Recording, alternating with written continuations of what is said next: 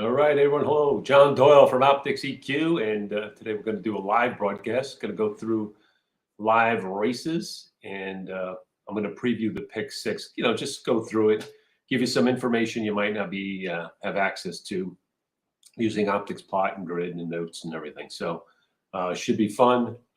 First of all, I want to shout out to Chris Larmy, who won the Hawthorne Invitational yesterday in Chicago.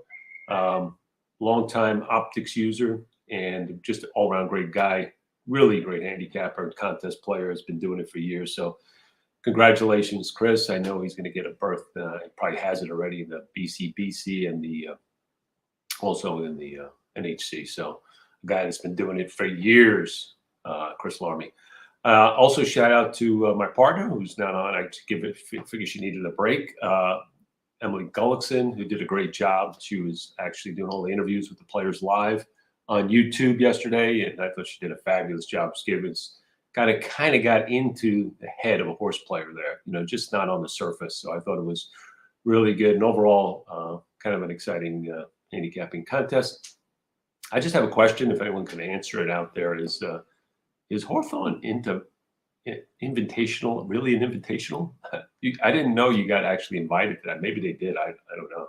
If not, they may want to think about that. But you can see that we're doing more stuff with Hawthorne. They've been really great to work with. So see more from Optix, and you can go to their website too and get download plot notes and stuff. So check that out. It's you can get it through their website. So good stuff. So today I want to kind of go through the pick six, again, provide some information not necessarily there, ask all the questions you want to ask, anything about Optix, horse racing, your favorite streaming options, anything. Just here to kind of answer questions and have dialogue and enjoy the racing. Okay, so what I'm going to do first of all, I'm going to jump into the Churchill Races. You see I got the plot up there for race 5. That's the start of the pick 6 today. And the reason why I'm covering this, it's one of those mandatory payouts. So it's 20 cents. So it's a mandatory payout. So, at least you get some money. I think the pool started with around 33,000. I don't know. I'm thinking that's right. I think that's what I saw yesterday. But that's free money. So, and the pool will be big and they have to pay it out. So probably the only good time to play these kind of pick 6, 20-cent pick 6 things.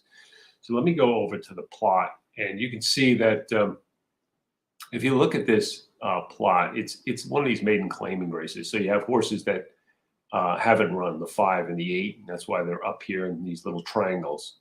And then you see that when you go to surface distance plot, you also include the 1 and 4 because they haven't run at today's surface or distance. So it kind of is, a little dodgy of a plot. When you just kind of look at this plot, people that are somewhat familiar or not familiar with. The 3 stands out, big square, right, kind of in the center, right in the sweet spot. And when we go to the form, you'll see that this horse has kind of the best current form. It's coming from South Cal. Del Mar was where this horse was racing. So kind of looks good on the plot. The 1, if you look at the 1 and the 6 also look good on the plot. But you notice the 1 doesn't plot on surface and distance. That's because he's switching to dirt for the first time. So let's just dig into the grid here. And this is Optix grid information and also includes Optix notes. So we're going to run down. The first horse to look at is the number 1 that we talked about, Money Run. And the thing with Money Run is only had the 1 race. It was at Ellis Park, but it was on the turf, sprinting. This horse pressed the pace and then just kind of faded. Now, the thing I don't like about this horse was that this horse didn't get any action in debut, and but does get the drop, showed speed, those short sprint races. So maybe there's a horse that can get the lead and keep going today. He's makes the transition, improves with his switch to dirt, and just with the 1 race under his belt versus a field that really looks kind of soft. Why not? I mean, this horse could improve, 15, 20 points and be competitive on that Optix fig range, which is 71 to 79. So, it's a horse you got to consider using. Like I said, this is a kind of tough race, and I'll show you. The number 2, this is a horse I don't like. Now they're moving this horse after running poorly first 2 races. Just got a race that came from nowhere, and the horse was slow out of the gate, rushed up. So I don't like the fact that this horse has been slow out of the gate twice. Rushed up. Okay, ran a really good race, ran a really good race in a number. Now it's coming back in 14 days. Gets a jockey change, which is going to be his 4th jockey. This is a horse I'm negative on, so I just don't like these angles. I just don't see this horse. I see this horse regressing dramatically from his last race. So, and you can see in his last race, this horse was 30-1, and now he's 9-2, and he's going up in class. So, not a horse I want. Okay, number 3, Salted. This is the one that looked great on the plot. Has the best figures, running against the best horses. You know, in terms of early on. Just don't know where this horse has been for 106 days. When you look at the trainer jockey stuff, you can see for the meet, the Sumo, he's kind of below here. Hasn't had the best meet. These bars, these are vertical bars, and they just mean anything above the 0 is relatively good, right? And everything below the 0 is relatively bad. Relatively meaning we're comparing the information to other horses in the race. We're not comparing it to anything else abstract. So just looks below the bar here for the number 3, but still, I mean, I just think you can't ignore this horse in this race, and it's not even the morning line favorite. So I don't know how they're going to bet this horse. The 4, Colonial Downs debut on the turf did have some issues. Got off slow, got shuffled, and it didn't push him. Hard to get a read on this horse. It's Colonial is kind of a tick down from, and now this horse is going on dirt, dropping. This looks like a drop, but it's actually, it's probably going up in class or level. If you're, just because this horse only had the 1 race, it was on grass, if you're playing like deeper tickets on your pick 6 with a backup, I wouldn't, judge it too harshly if you include this horse. Okay, so that's something that you might want to look at. But it's hard to just bet him off that race. The 5 is a first-time starter. First-time starters here, especially what this field is, you got to give those kinds of horses a shot. But man, Greg Foley just doesn't do anything with first-time starters. Okay, so again, deeper backup tickets if you need be, and you're trying to do something interesting, and you got some really strong opinions elsewhere. Why not? The 6 Boxster, seems like he's going the wrong way. Bejarano stays on this one versus the other one, but and yeah, I get it that it was a mile last time, and maybe shortening up helps, but no finish and just kind of declining numbers since the beginning. So I just think this horse is going the wrong way. So that's my opinion on number 6. Number 7, the 1 star in Louisiana, couldn't keep up with those horses. I don't think he's going to keep up here. And then the other first-time starter is going to take money, and this is Cox. He had one maiden claimer like this earlier in the meet. Well, maybe it was a week ago or something. Let me just show you what I don't like about these horses. Obviously this horse, just because of the connections and stuff, but I don't like a horse that all these kind of workouts, right? It just seems like they've been working this horse out forever.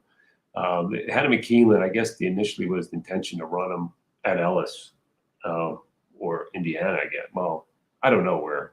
But then they shipped him to Indiana, and he started doing all this workout, but no race. That kind of concerns me, right? So, I mean, why wouldn't you work? Why wouldn't you run this horse? At Indiana. Now he's here, and they're running for a tag. I bet you he takes a lot of action. I'm not saying you don't include him in your tickets if you have to. I'm not. I'm gonna try to beat him out of this race. But what we'll do is the 5th race probably be where I kind of cut off, and so maybe we'll just take a look at the horses, look at the odds, and make an assessment on who we might include in this race. But in general, I just think my overall kind of assessment of the race is the 5. Race 5 is the 3, it's the best of the run. The 1 looks like this horse has some maybe upside, especially maybe he's got some speed, so he could be dangerous, wiring the field. And just the firsters look a little soft to me. Bad trainer angle the 5, and then Cox runner most likely would be over bet and over BDE, whatever that is. So that's my assessment of that race. Fix that. So, okay. I'm going to go on to race 6, second sequence.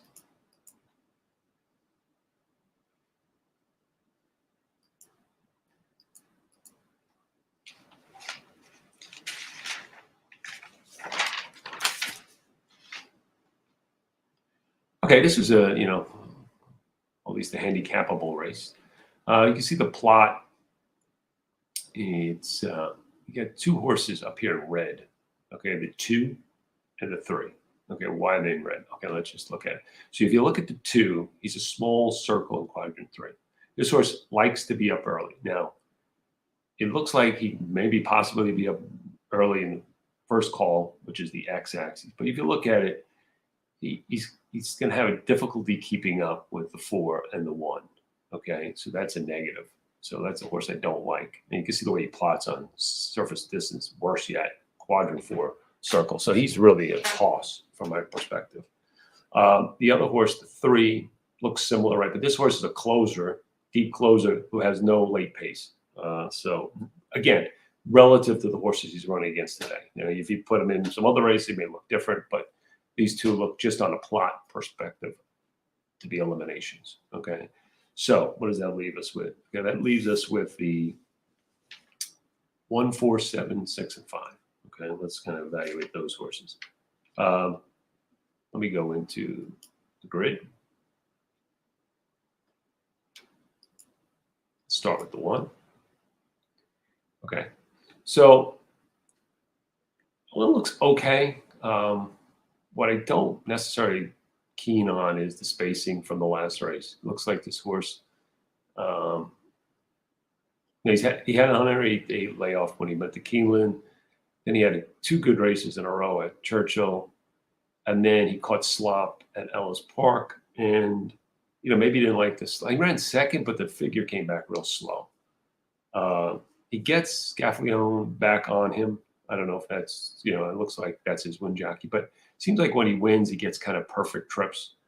I guess he's an include.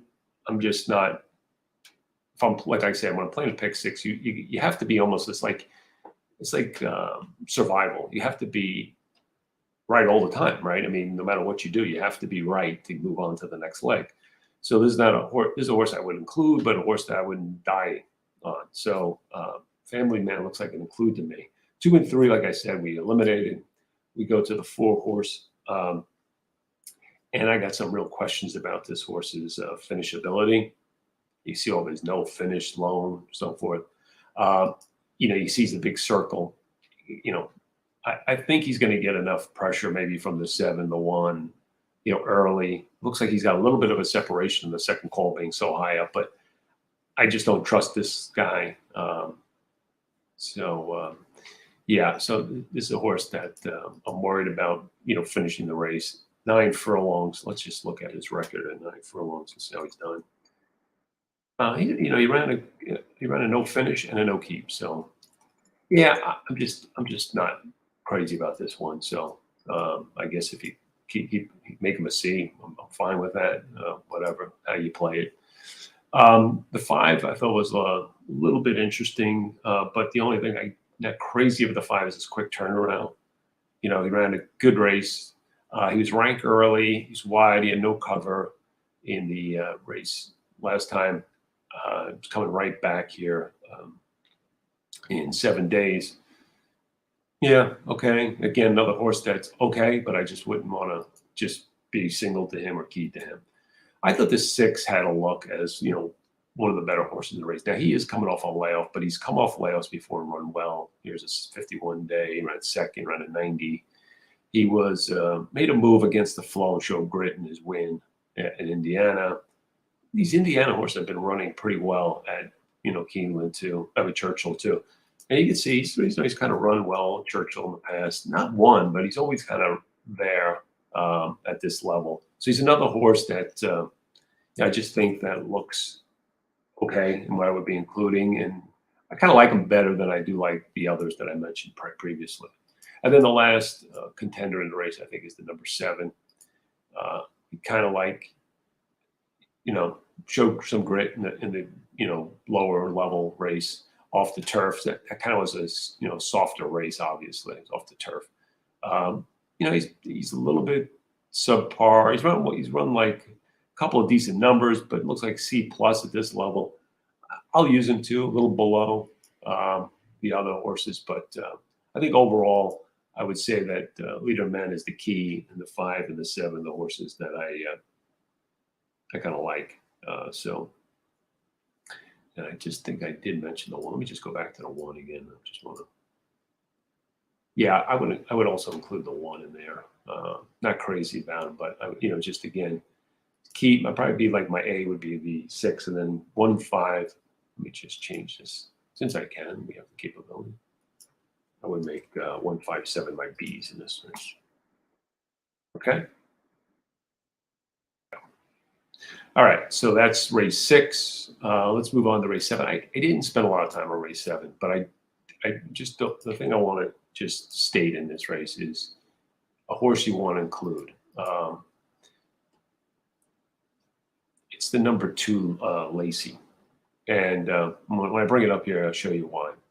Lacey Be Good. So you can see that this race is got a red plot fit. You got horses that haven't run. Look at all the surface distance. There's only 2 horses that run today's surface and distance. You got first-time starters. You got a lot of stuff. When you start looking at the horses that have run, I mean, the numbers have been like, I would say mid-70s is kind of like what it looks like. Most of them have been running. The best races have been like mid-70s. You can just see that, right? The horse that's a little bit interesting to me is the 2, and the reason why is the debut. It was 5 furlongs, and here you got these notes projections of a prep and a stretch, and you see the extended comment. Outside horses close to the pace, open length, pace setting, chalk winner. You say, well, it was at Indiana, but like I said, they've done better than expected.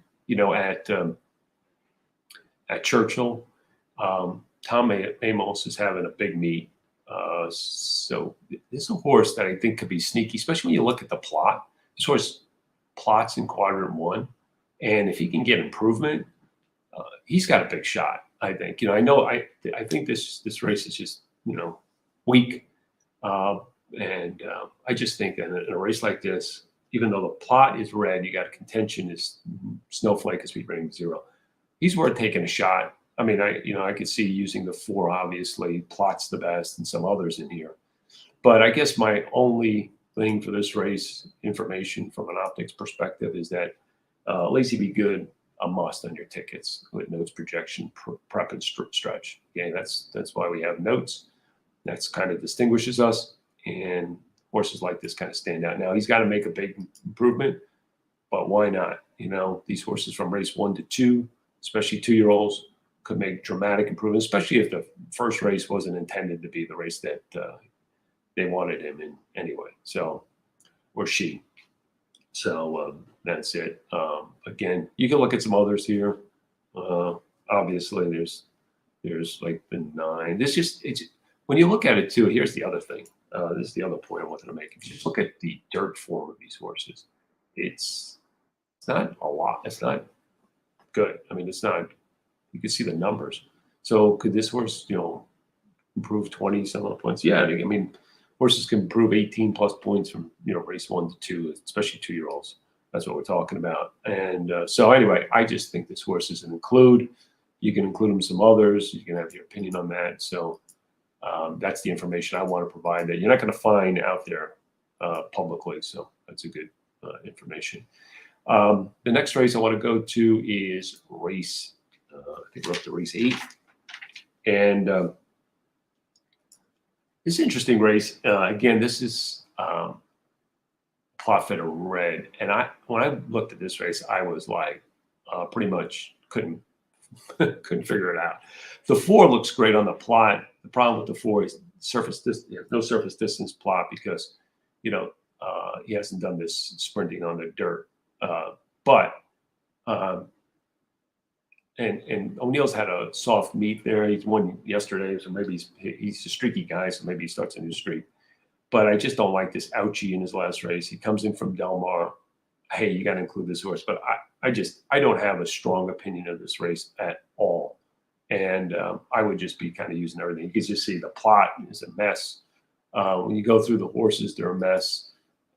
It's just a race that, I mean, you just go through these horses. It's this horse.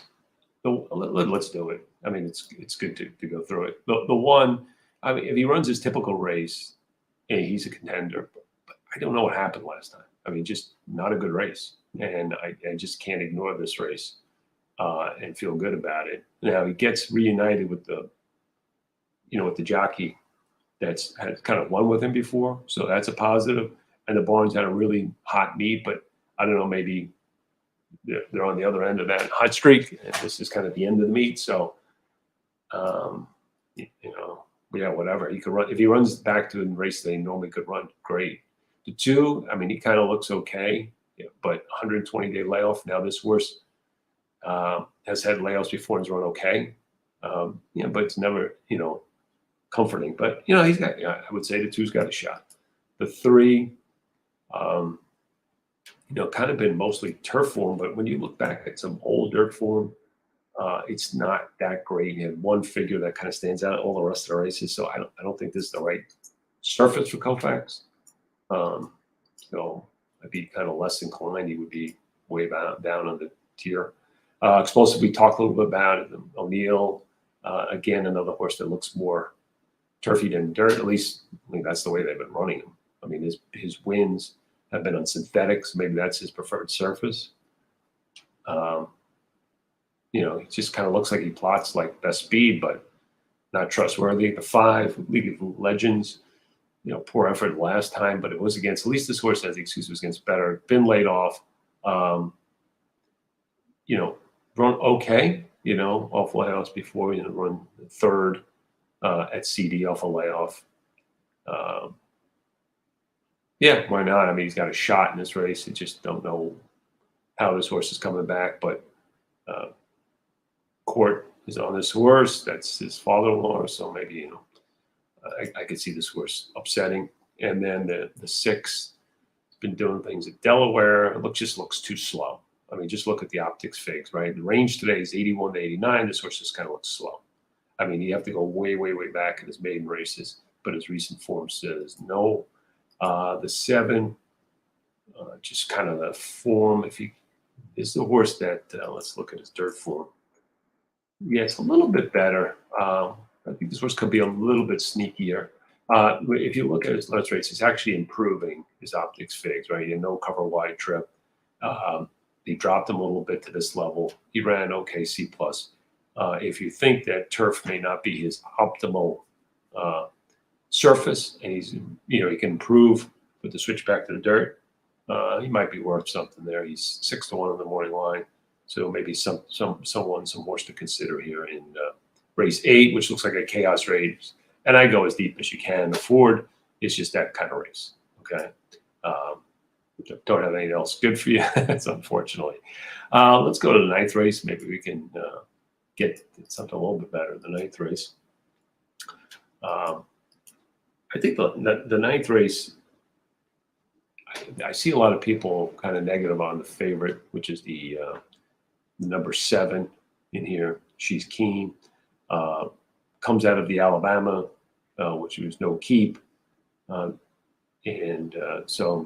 I don't know if she'll even be the favorite based on like how everyone's so against it. But I mean, I can't toss her in this race. I mean, just the kind of level she's, and with that plot, I just can't ignore her. Now, is she a speed and she can hook with the 5? I don't know, maybe. But to me, the 5 and 7 plot very well, especially on surface and distance, and I just have to include them. The other one that I thought was a little bit interesting was the 1, the McPeak horse, because this horse comes out of a race was better than looked, and switching back to dirt. That's the only question. This horse has been turfing, so I don't know if that's going to be an issue. But this horse, look how he plots on. Well, looks how she plots on standard. So she's got to be considered. And the other one I thought had to be considered a little bit was the 4. just let me go into this a little bit. Yeah, I mean, just I like a little less, but I mean, maybe there's some upside on this horse. Started his career in the 3-year-old in the spring. Yeah, I like this horse less. I'm more about the 1, the 5, and the 7 in this race. So I think those horses have the best chance. If you're betting the race, to look for value. I just think right now you have the 1 at 7-2, the 5 at 3-1, and the 7-7 at 5-2. Yeah, not giving you anything great here, but no one else kind of made a case here for me. I was a little concerned about some of these others in here, but yeah, I just think that's who I kind of landed on in this race. So, and then finally, let's go to race 10. I thought that race 10 was, I could narrow down that race a little bit. At least I'm going to try to narrow it down. But let me start with the way this plot looks, and let me tell you why I don't like the 7 and the 4. They plot beautifully. There's no doubt about it. Contention is snowflake, speed rating is 0, and all the rest. But you always got to understand what makes up the plot. The plot is just like anything else. It's past performances. So this is a maiden special weight. So these horses haven't run much, and so those are the things you're dealing with. Let's go to the 7 first. And this course is, I guess, going to be one of the favorites in this race. 3-1 in the morning line. This horse will be shorter, I would imagine, with Asmussen and Hernandez. This horse ran a 92 in his debut, and he kind of had the lead and kind of faded a little bit. Okay, well, my problem with this is the race came back so. And then the horse had 63 days. Now, maybe that's a good thing. Maybe the race took something out of him. This horse will be better. But here's the thing I just don't get past a little bit. This horse was 11-1 in his debut. This horse was really well meant. I think he'd be 11-1. That's my concern. So lay off the odds in the debut, the big effort, especially at Ellis. He's kind of, these horses that have the big effort kind of back up a little bit. So that's my concern with the 7. The 4 is the other horse in there. And my concern with this horse is that it's not a lot of tries, right? And you see this second. And each one of these races lost ground in the stretch. I just don't like that. Okay. I mean, this horse could win, but he's going to win without my money in race 10. So the horses I thought were fairly interesting was the 5, Victory March. We had a projected improve after this horse's debut at Oaklawn, going 6 furlongs. And he kind of caught a wet track. He did improve a little bit, okay? Hasn't been heard from since. That's a little concerning. But I think with this guy Calhoun's a very capable horseman. And this horse just has to run back to what he's run before. Any kind of improvement with age puts this horse in the winner's circle. So that's a very live contender in the 5. The other horse that I thought was interesting was the 10. I think it was the 10, yeah. Wasn't it 10? No, it was not the 10. It was the 1. The 1's a first-time starter. Cassie's been having a pretty good meet. I think let's look at the works. I think the works were really solid. Not spectacular. It's good gate work here, which I liked. Horse breaking from another good gate drill. I just thought this as a first-time starter had a look. Like I said, the barn's been having a good meet. So yeah, 1 and 5, and I just think that if you're, looking for horses to beat the 4 and 7, others that I would include would be 2 and 6. So 1, 2, 5, and 6. But my keys in this race are 1 and 5, and probably 5 the most. But either one of those is the way I kind of see race 10. And yeah, I think that's it. I mean, so we'll kind of go up to race 5, and then we'll stop and we'll look at them on the track. But this is kind of what we talked about in race 5. And let's go to, is there any questions out there? Let me see any comments. Nope. Okay. So let's go to other races out there. Let's see where we're at. We're at up to race 2, we're up to race 1 at Belmont. Oh, I should say Belmont at Aqueduct. Here's the plot. So you got a bunch of first-time starters. Looks like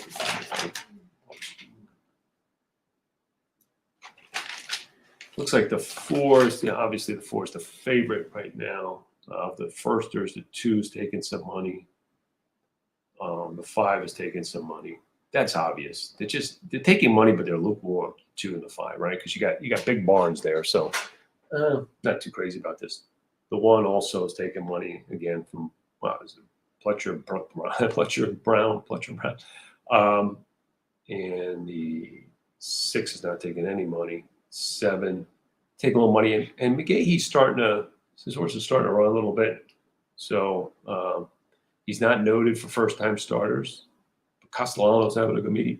I mean, look, I'm not betting this race, but to me, I mean, he's 6 to 1's okay on that horse. Just that looks like the horses that have run, 4 looks the best. And then the other firsters just look like they're kind of lukewarm. I mean, they could win, but none of them are saying, hey, screaming, this horse is a winner the first time out. So, I just look at that 7 in a race like this, and that's how I kind of would assess the race. They're getting near the gate. I think they're starting to load into the gate. It's sloppy, and it looks like the only 2 races on the track, I don't know if there were more carded, 7 and 9 on the yielding. Yesterday, I was watching the races. It looked like that it wasn't quite yielding, even though they labeled it that. Didn't look like there was a lot of soft. Probably took more rain, so I would expect it to feel softer. But I thought that horses that were forward did well yesterday in a couple of turf races they had. Now, it's hard to gauge, only 2 races. But, yeah, I just think that's something to watch going forward. So, okay. They're in the gate. Loading. Magic miss.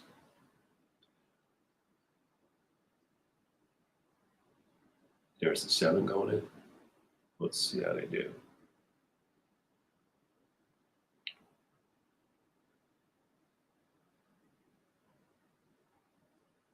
That 1 made a pretty easy lead. Get some pressure from the 4. 2's in the pocket. 7's sitting off of them.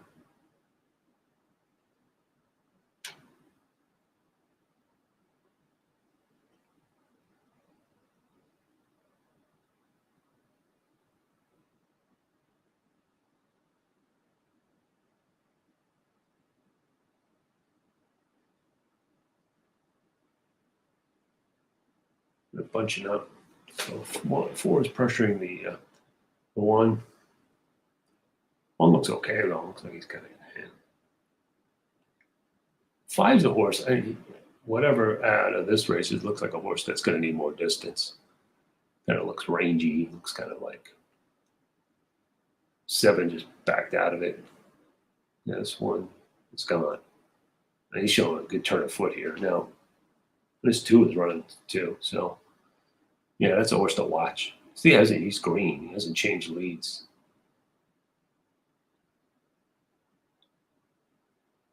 No, the time doesn't seem right. Okay. No, doesn't seem right. So they had the time looked like it was 48 and change for the half, and then 111 for 6 furlongs. I mean, that seems rapid.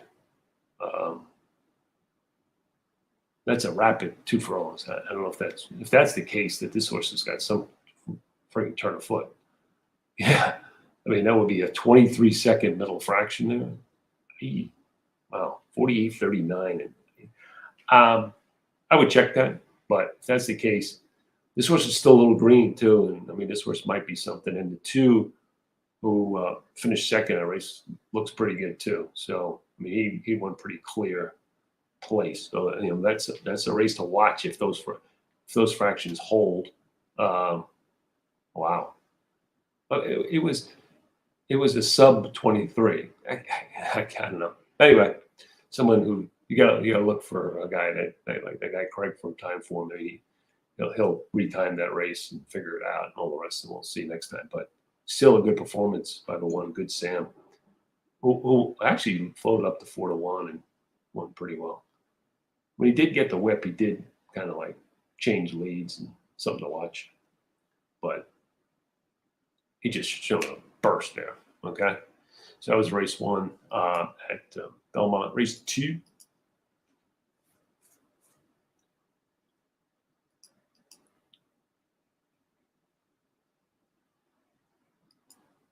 At Churchill Downs. Only a 5-horse field. 3 on the plot looks like clear speed here. And it's 4-1. Now let's look at the form, because that, to me, that looks like a horse that's got, looks bettable. I mean, because first of all, you just look at the run styles of these horses. You have only one early paced horse, and then the rest are presser closers. That would give them a big edge, and it's reflected in the plot too. So, so you look at run styles, that's one thing, but then you look at how they actually plot relative to that run style, and it looks like that 3 fits. Now, he is a bit of a circle, so let's see if he has some issues sticking now. And it is 7 furlongs, which is an elongated sprint. Okay, let's look at this. Kind of dodgy form on the 1. He's kind of 10-1. Here's the favorite, the 2.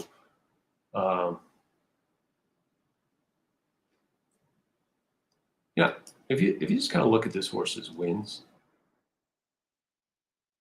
turf, off the turf, and this was a good race. Okay, going a mile. So this horse has never won sprinting. Okay?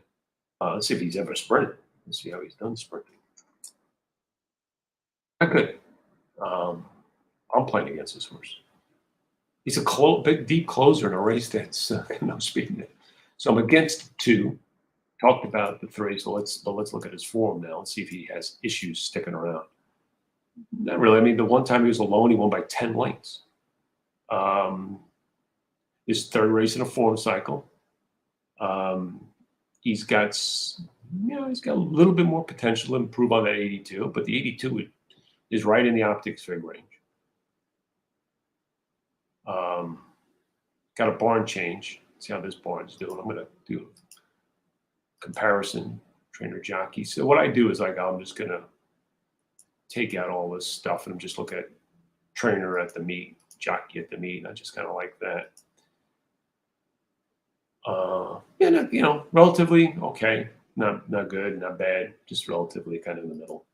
No concerns there. So 3 to me is the play right now. The 4 looks kind of consistent sort. Kind of runs around at mid 80s, which is good enough. He's 4-1. Okay, maybe he's a possible exotic player.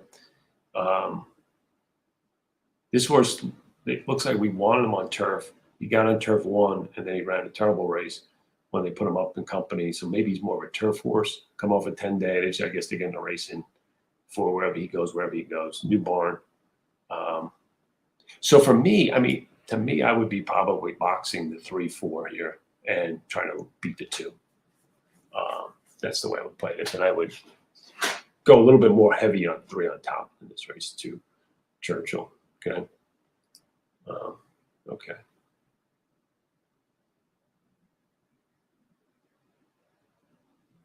Oh, thank you. Comment, all praise new Jane and Optix. Oh yeah. And the first phrase I looked on 9:30. Yes, thank you. Thank you very much. I'm glad we can help out. So, I just think that I didn't look at this race beforehand. I'm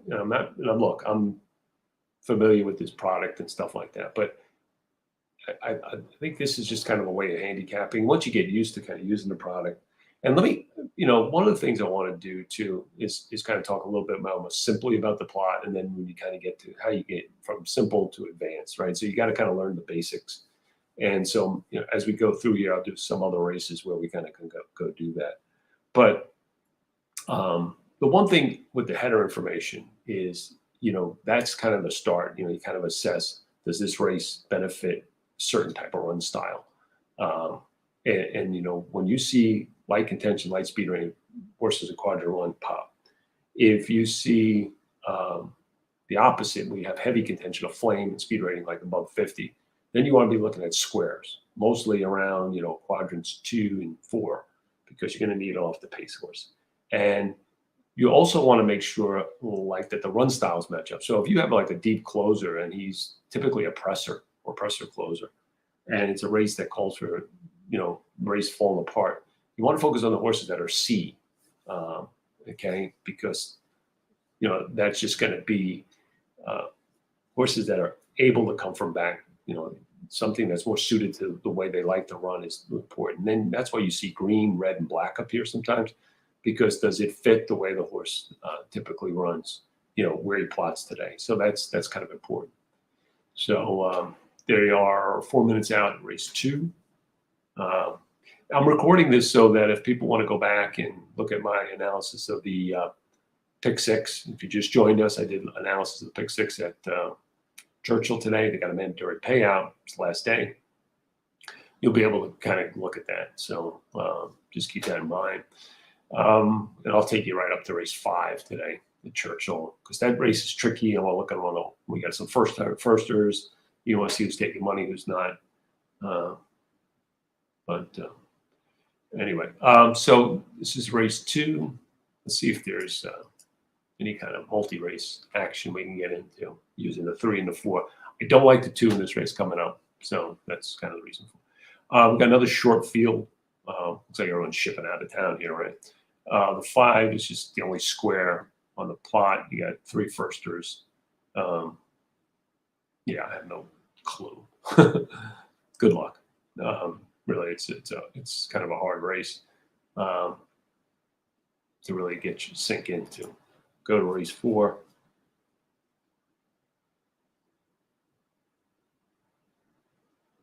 Yeah, this looks like a race. So what we'll do is after race 2, we'll dig into race 4. But a couple of things I want to just talk about in general. These V-bars, what do they do? Okay, what they do is they take these different categories, speed figures, class, all the rest, and compare each of the horses to each other. So it's all relative to the horse. So when you see things that, horses above the bar, that means they're above average. If they're well above the bar, like all their bars are above, then they're well above average. If they're kind of in the middle, then it's kind of a neutral thing. This horse I would consider neutral. He's got some up, above, but in general, it's, like that. This horse is above. This horse is kind of above, but looks like, when you look at it from to the left, it means more of a decline recently. So not as much of an edge in recency, because we're looking at stuff like speed figures that are 1 of 3, 3 of 5, So when you see the ones to the left declining, that's something. But overall, when you look at speed figures, you say this horse doesn't look fast enough relative to the other horses in the race, right? And this horse kind of looked the fastest, but kind of fell off last race for some reason. So this horse plots really well. So what happened last time? This horse really fell off. This horse just looks below in general. So that's kind of the way to read this. If you go to quad percentage, what that gives you is we look at the track profile. So horses for this surface and track distance, each has kind of a percentage, a win percentage, an exacting percentage and the money percentage. And then what we do is we compare where this horse sits today with that track profile in mind versus the other horses. So again, it's a relative comparison. So in this case, the 1 and the 3 are below the line, right? And that makes sense, right? I mean, you've seen this before. Because you see there's a circle in quadrant 4 or a circle in quadrant 4. That, it's kind of obvious, but it's another visual to kind of look and try to compare horses. And then the horse that looks like plots the best would be the 4, right? Which is kind of a little bit unusual because, it's a square in quadrant 2 and here in circle there. So it's kind of a little sneaky that this horse plots the best. Actually, even plots better than the 5. It was a circle in both quadrants, 1 and 2. So must be a little bit interesting. A little bit that the square in quadrant 2 is actually a pretty good spot to be in. So that's interesting. So when we come back to this race, we'll have a look at that analysis, and we'll factor that in. But again, just to, people say, I don't understand the plot. Well, all you have to understand is north and south. I mean, if you got that directionally, you could just say to yourself, the 1 and 3 don't plot well, the 4 plots the best, and a little negative on the 7, the other horses are neutral, relatively neutral. I mean, you've gone a long way of pace analysis by just doing that. It's not, you don't have to be rocket scientists. And then you factor in what we talked about, this contention and speed rate. 3 looked like he made a fair, I missed a break, but it looked like he made a fairly easy lead over at Churchill. Let's see. Maybe I'm going to go to the videotape here, a live videotape.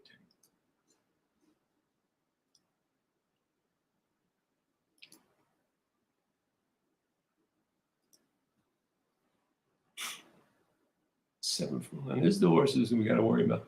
2 set a pretty good trip. That's the horse I'm negative on. And he looks like he's going to run by the 3. Wow, I don't think he even asked. He just ran right by the 3. Just blew right by him.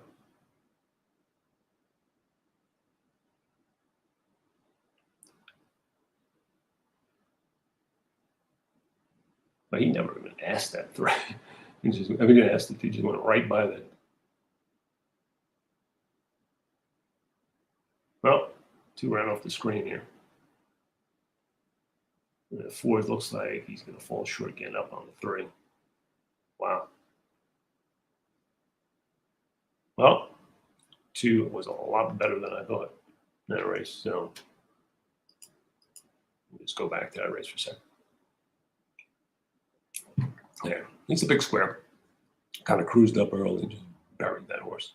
So just coming out of those KD races, probably better. It was against the flow 2 back. I just thought this horse looked a little bit like might be vulnerable. 3 looked like he was cruising, and then he didn't stop. And I don't know, he didn't look like he was being shoved on. And the 2 just ran right by him, like he was standing still. But he held place, which is interesting. All right, enough of that.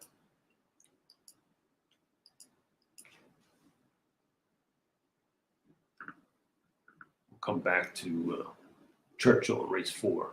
Let's go to Belmont.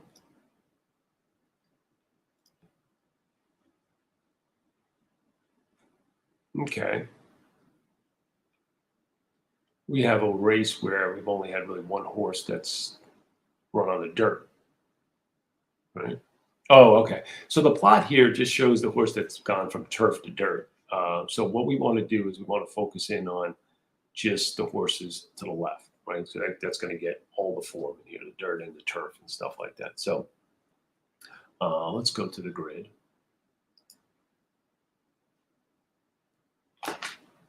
Now, if there's races that other people want to look at, talk about, let me know. 5 races.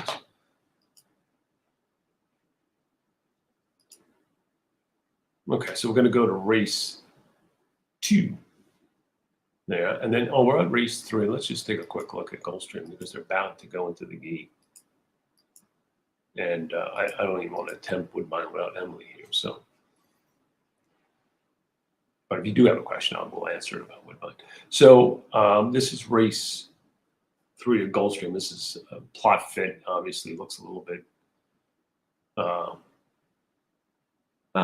The 5 is really causing a little bit of an issue, but then you got the 2 and the 4 that don't plot on surface and distance. So that's why it's red.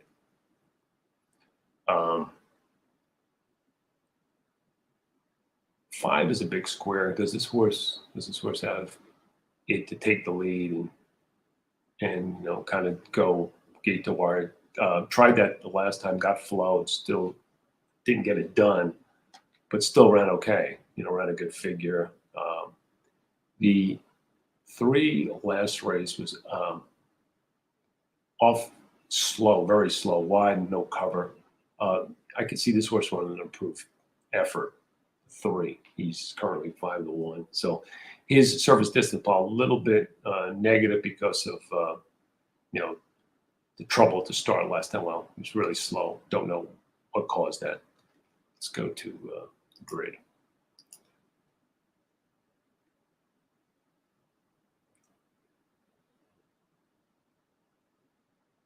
The one is a horse that's improved effort, but perfect trip last time. Perfect pocket trip. So I'm downgrading that one. It looks like he's 5-2, kind of a lukewarm favorite right now. The 2 ran on dirt in the debut. Didn't do any running. Let's look at that. Didn't do any running in debut. They didn't take any money per se. Not getting bet today. The 3, kind of a little bit interesting, was bet kind of a little bit on debut, ran 5th. That was on synthetic, came back, and we talked about the slow start. So that, getting out of the gate's the big thing. Now, the thing about this horse is it's been kind of running an open company versus some of the others in here who've been in restricted company. So 3 is a contender. Okay, so the 4 got bet in his debut. Didn't show much room, was slow out of the gate. Maybe this horse has some upside. Doesn't have to be much, right, to win this race. Doesn't need that much upside, 61. So, that horse, I guess, can contend. This horse looks like he's lost below the level already, the 5. But he got flow, got low, and just couldn't get it home last time. Switches Barnes to Orsino. And then this horse ran 2 good races on synthetic, and then the dirt versus better. That's horse a contender too. I thought the 4 was a little bit interesting. The 3, if you can get a clean start, look like horses that are potential. I'm not crazy about the 1 here, so maybe let's try playing around the 3, 4, and then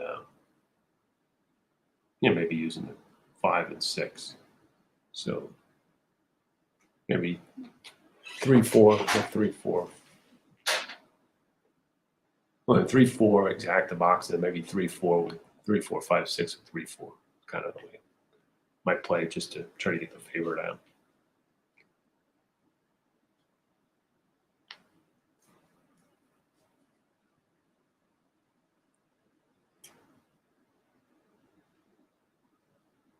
The only thing again with the 5 is that he's shown speed where these other horses got a lot of issues. I guess the 6 is better than that.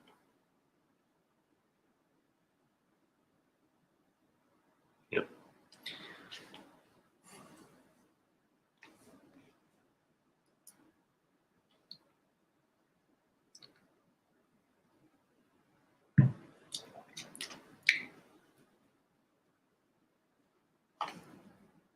Getting them loading, I don't know. They're showing the 6, I guess maybe they have a problem loading the 5 at Gulfstream.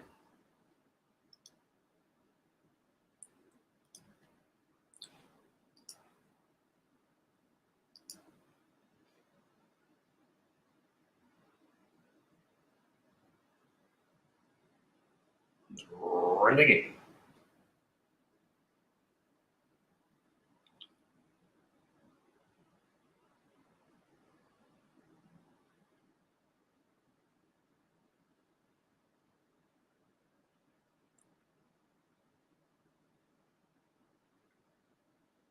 And they're off. Poor start for the 3. So the poor starts continue. Bad horses are bad bets when they break poorly. So the 4 and the 5. The 5 is going to clear, right? So 5 was the worst we talked about. Maybe going to lead. Made a pretty easy lead. 4 stalking. 6 is there.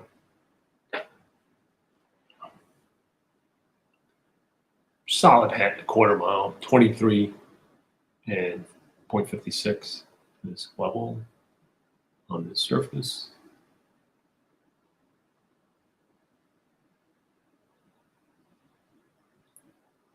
I think this surface has served the Gulfstream well so far. I think in the long term will serve them well too.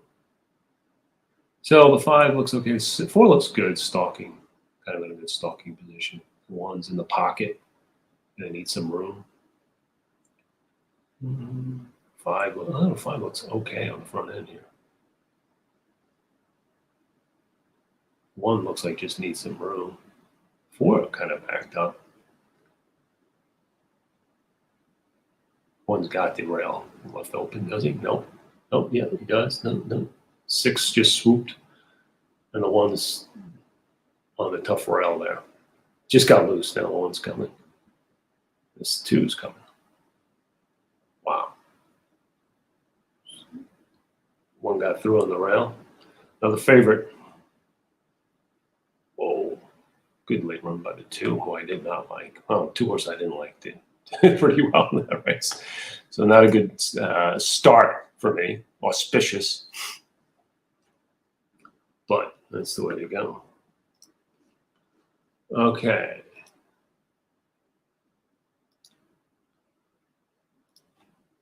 A couple minutes out at Belmont.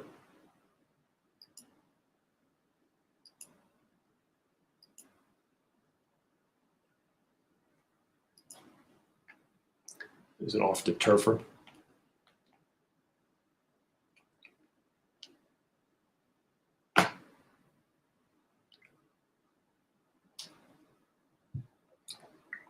Okay, see what we got. Okay, so 1 did not run well. It was only dirt start, no finish. Ran much improved on the turf, now stretching out. It's part of that 1A entry, which is taking a lot of money. And the 1A, okay, ran a big figure and debuted. Now it's going 2 turns, so, and was not bet a nickel in his debut. And now we're getting 2 to 1 on the entry. I don't like the favorite, but favorites have been doing okay against me. So I don't like that horse at all. The 2 was off the turf like today and did no running. The 3 is a firster from Mott, 2 turns. Don't know. The 4 is debut. No bet, no run. Slow out of the gate. 5 ran well enough. So the 5 is obviously the 5 to 2. Like better than the 1. 9 wide no cover, which is a tough trip at Saratoga. 7 to 2. Could this horse run on dirt? At least got the foundation, running a route. So 9 is capable. The 10 didn't run a bad debut. 10 to 1. This is Chad Brown. Where's Chad Brown? I can't. I mean, this horse ran a figure good enough. Any upside, I know it was on the. At least it was on the dirt too. I mean, I don't see how this horse is 10 to 1, 9 to 1. And then 2B didn't run too well. It was only dirt start. Really didn't prove much. Don't like 2B. Yeah, so for me, I would say I'm kind of against the 1. I think the 5 looks solid. The value is the 10.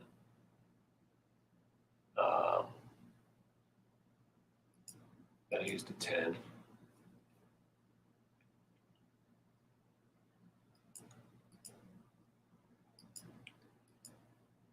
Yeah, so 5 looks okay. The 9 is another horse that I would use. 9, 10, yeah. So 5 with the 9 and 10. Play around those. Yeah. It's playing doubles. I probably just use the 5 and the 10. The tries, if I use it 5, 10 with 5, 9, 10 with 5,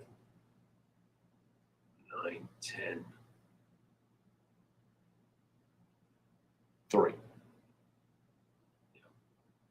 I try to beat the one completely.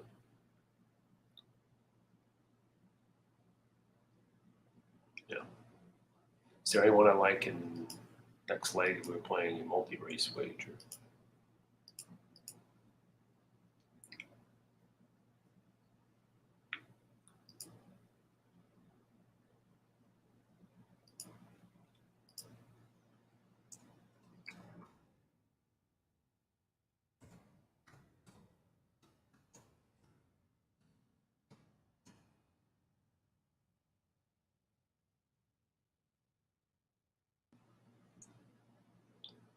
Is what I'm thinking.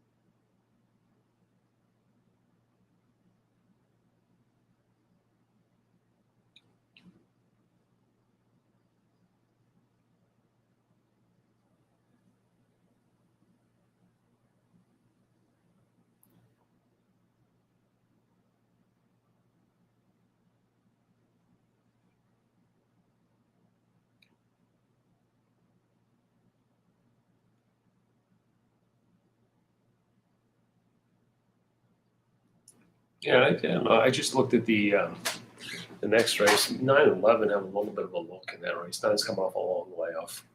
11 looks okay. I think they'll both be decent prices. So I don't know about double this time, but here I would also probably do an exacta with the 5. 5 over the 9, 5 over the 10 too. You could bet more on 1 to get a certain. If you want to get 3 to 1 better on the 5, you may want to bet more on the 5-9. I could do whatever we want. But 5, another thing would be 5-9, 5-10, 5 over 9.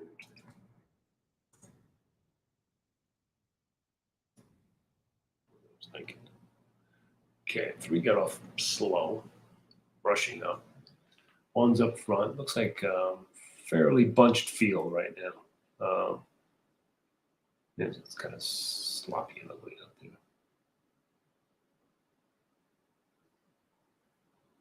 Looks like the 5 and 9 are forward, both on the outside.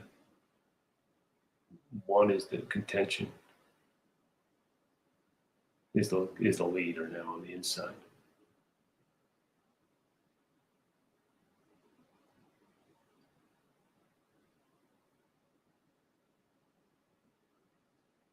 So there's 3 of them going at it. 1, 5, and 9. Right? 1, 5, and 9 are going at it. Pretty good. 3 is an all-out chase move there.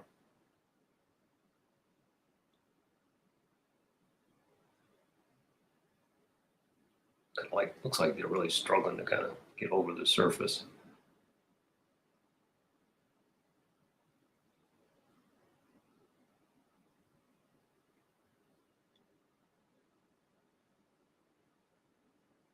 Wow, they're battling. This 1 is digging in. Here comes the 1A. Wow, good setup for the 1A.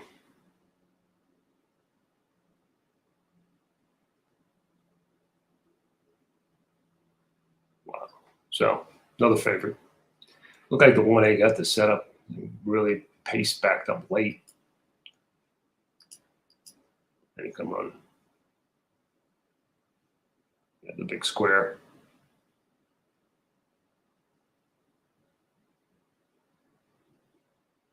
Well, this is what you do when you take these shots against favorites. You gotta be prepared to lose. So that 1A, Jose Ortiz, 5 and the looked like maybe even the 1. Hell, I mean the 1 was game. But that's a hard race for both the 1 and the 5 coming out of there. They really ran hard. And they dueled every step of the way practically. I think maybe, look like the 5 got the bob, but I'm not sure.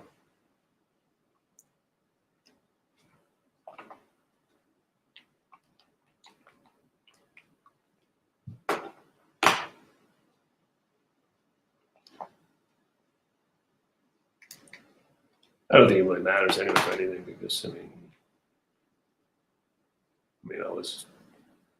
I want no part of the 1. Okay, so Churchill. This is race 3.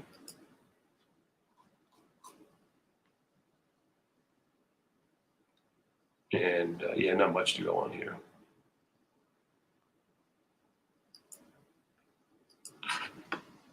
The other thing I want to show you is that, if you want, again, if you're a Notes subscriber, you get Rod. And what you can do with Rod is you can filter if you want to look for certain keywords. So they finished 18519 Belmont at Aqueduct. That's it. It's a lot of words to say for one track. And so what this does is response to a slow computer network. Okay, so what this does is it just lists every horse that's running that day that we have in the database, so that if you wanted just to kind of look for horses, here's a filter up here. You want to keep green keywords, those are good in the last race. You just click that and you can kind of go through the list here and figure out horses that might look interesting. Got a couple of horses here. Looks like Woodbine has a couple here coming up. Gulfstream, I guess race 4 might be, I don't know where they're up to in race. Gulfstream. Yeah, so race 4, Classy Boy. It's now making a transition to turf, so that's of no interest. Got a couple for Hawthorne, a couple for Laurel later, Sandita later. So yeah, so you can go through this list and just handicap these races, but at least get you a sense that there might be a horse running at a track, maybe shipped to another track, a track you don't follow. You don't want to lose sight of this, and you want to look at notes that might be vulnerable. It's a great tool for that, right? So if you have seen it before where horse ships, you don't even realize it, and he wins and you're unaware. So this is a way not to be unaware. It used to be like everyone used to keep these horses in their little stable alerts or something like that. Well, this is kind of that, but on steroids, right? Allows you to kind of not lose track of this.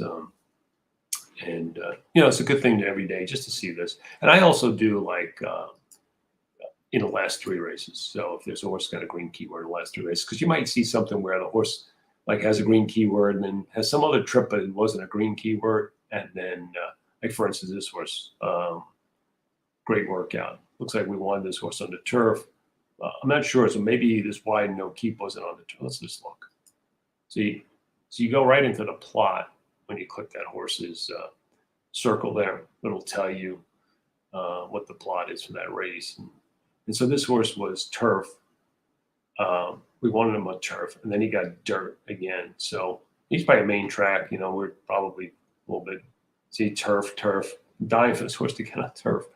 This race is off the turf, but I bet you he was main track only. So I don't know, get him on turf barn.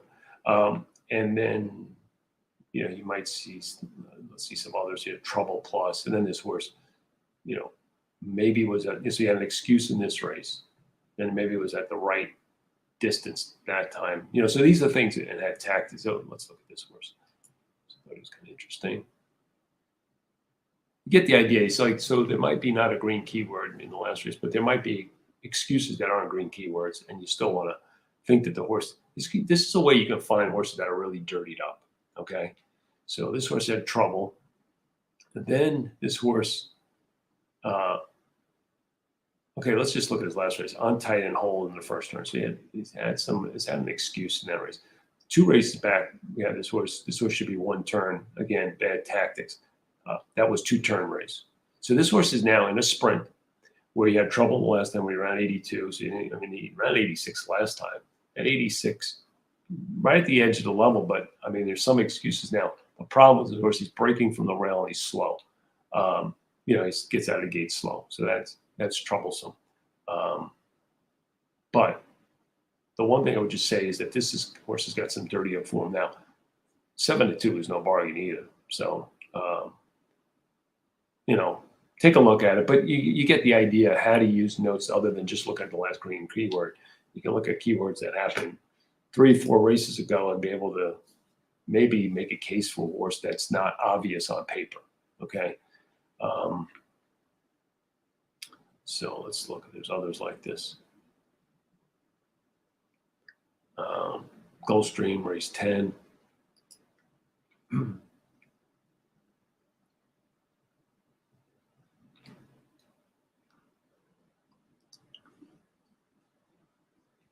So we're looking at number 2, galloped out, good race, you know, C plus, closed. So maybe long distance, but this horse, they put 2 turns. Maybe that's not what he wants.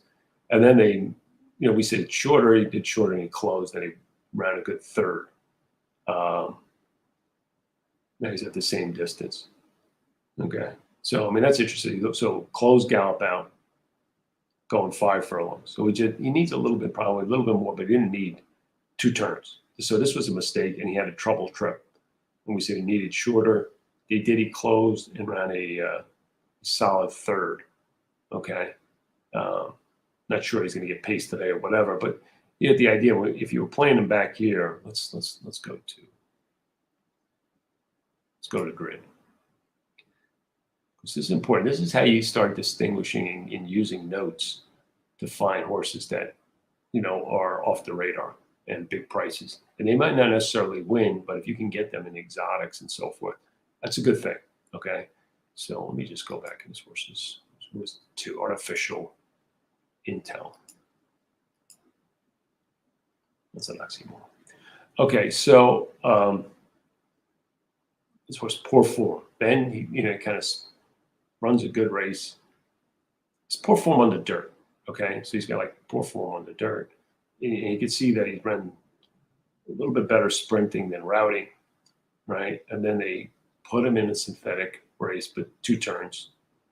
Then they put him in this race, and he kind of closed and galloped out. Okay, so you would say, you know, maybe 5.5 furlongs next time. Okay, and this horse had an excuse in that race. Okay, and we needed shorter, right? So he had an excuse. 65. The range for that the next day was 64 to 72, and this horse closed and finished as third, beating 2 lengths at 28 to 1. So here's a horse that it was completely under the radar. But with notes, you can make a case for this horse to finish in the exotics, maybe. And that's what he just did. That's what he did. Okay. So interesting. Again, it's how you kind of apply it now. Is he worth 6 to 1 today? Don't know.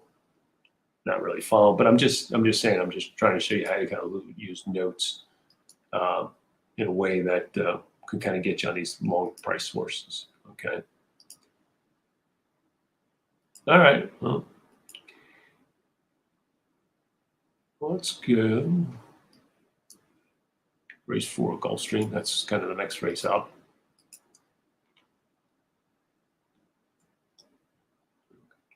They're running at Churchill. Again, Churchill, we didn't really have an opinion on that race. We get rid of some of these things.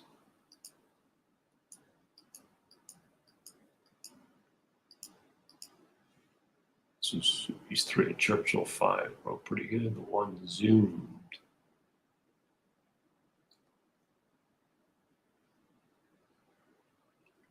Even money on this one.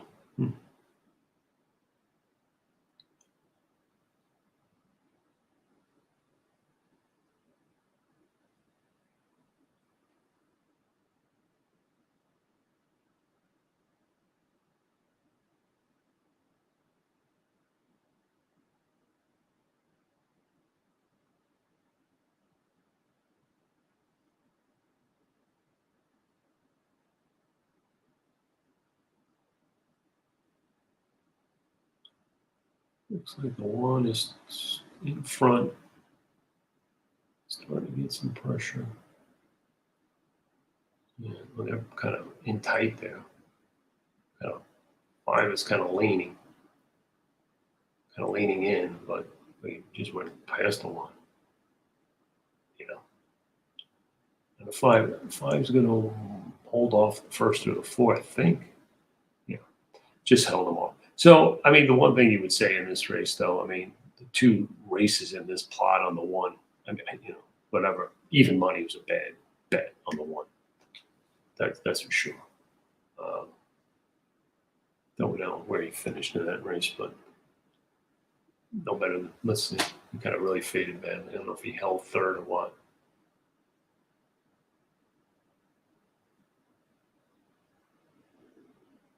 No. Favorite went down there. I think he might have finished last. Wow, that's closer than I thought, the 4 and the 5. And 1 finished next to last. Okay, well, that's interesting. Let's go to race 4. That's coming up. Goes from race 4.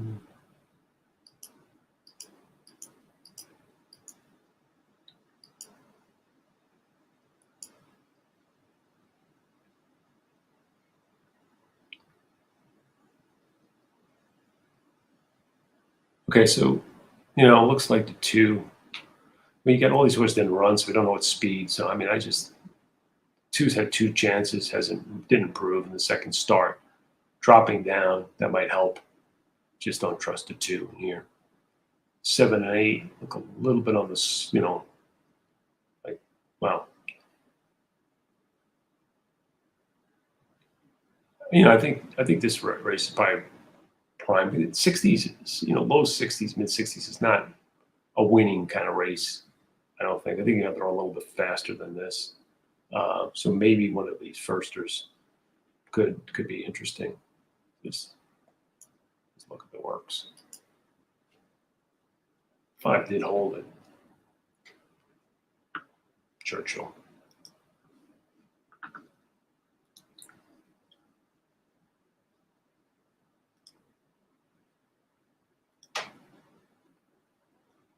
Let's look at the works, see if there's anything that points out these numbers.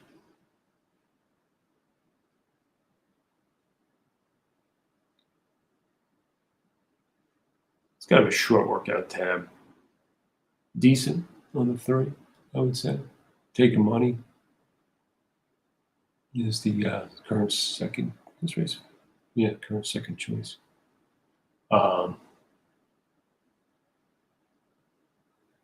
Really short tab here. I don't like the only 3 furlong works on the 4, at least that are published.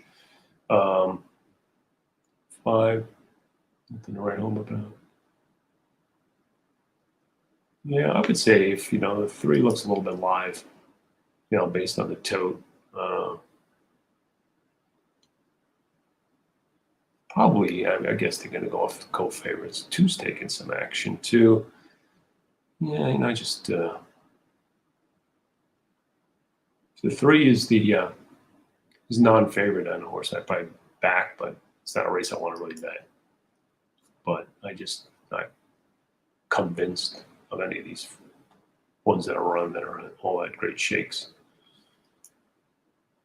You see that there is a green keyword here, but it doesn't apply. So turf. So it's around dirt. You know, maybe people think that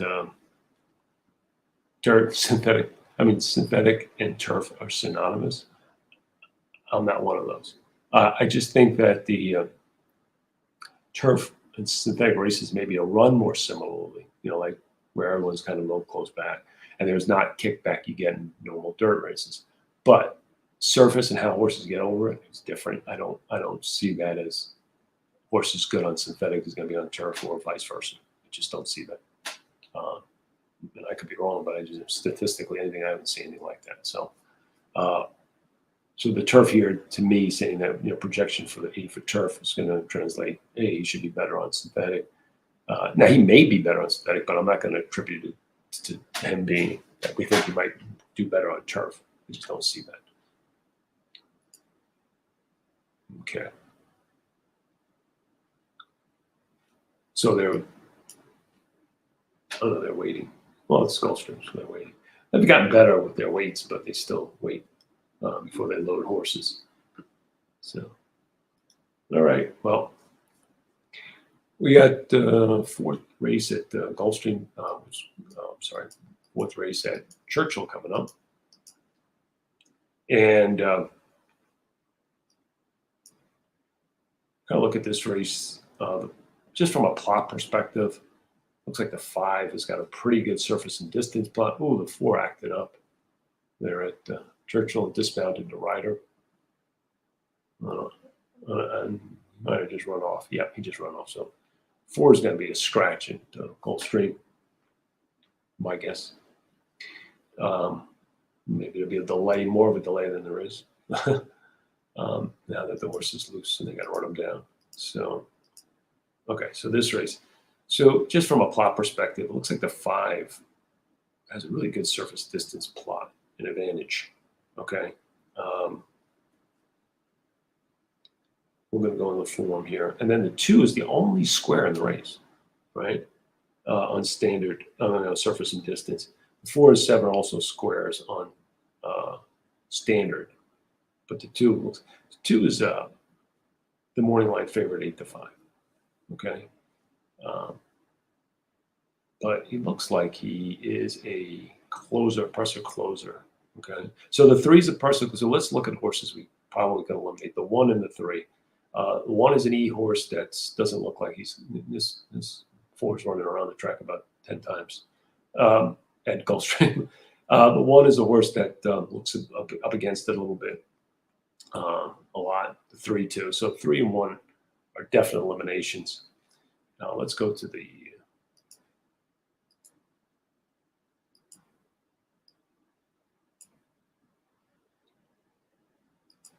2. Okay, so this horse is dropping a little bit, but hasn't been running. Just been poor efforts.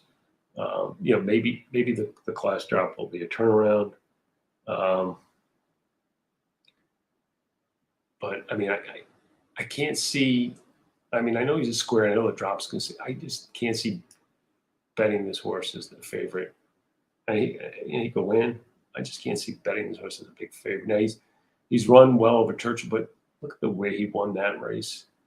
Not sure he's really I know he's closed in the dirt before. Just never has kind of improved much. Declining Optix figs. Yeah, I'm against that kind of horse in this race. The 3, considering that he took forever to break his mating, and he did it in Indianapolis in State Bred Company. That's the horse we eliminated on the plot. The 4, a little bit of excuse. First back off a layoff. Maybe this horse could run an improved effort. Second time off a layoff. If he can, obvious contender. He ran a 73 last time. Let's see how he's working since then. I don't think he's worked since then. No, he didn't. This is a pretty quick turnaround. Let's look at the tactic information. Did not get a good ride, anchored early and gradually lost position while finding way into traffic and found. Okay, so didn't get the best of rides. Unfortunately, he sticks that rider. Would love the rider change there, but still a horse that can, contend based on numbers and based on maybe projected improvements off the, not so great ride. This horse looks, his subpar efforts just kind of been fading in the stretch. In his most recent races at this level. Well, he was actually below this level 2 back. Yeah, I don't know if this horse is in the best of, this is the 5. Okay. So this, interesting. So this is the 5. So the plot's great on surface. And why is that? What's today's? It's 8 furlongs. Okay.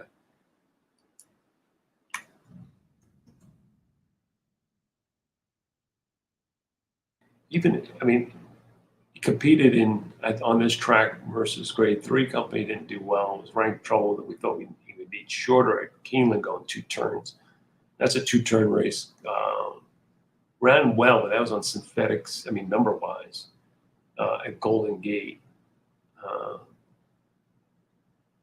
didn't run great in the dirt. The last time he was 8 furlongs. I don't know. I guess just plot wise, you got to maybe include him. I'm iffy on this horse. I'm iffy on him. 6 kind of looks slow, a little bit cheap. Another horse that he plots really well on. Standard though. This is a tricky race. He has races. They're good enough. Just that 8 furlongs. It's never been a tricky race. And then the 7.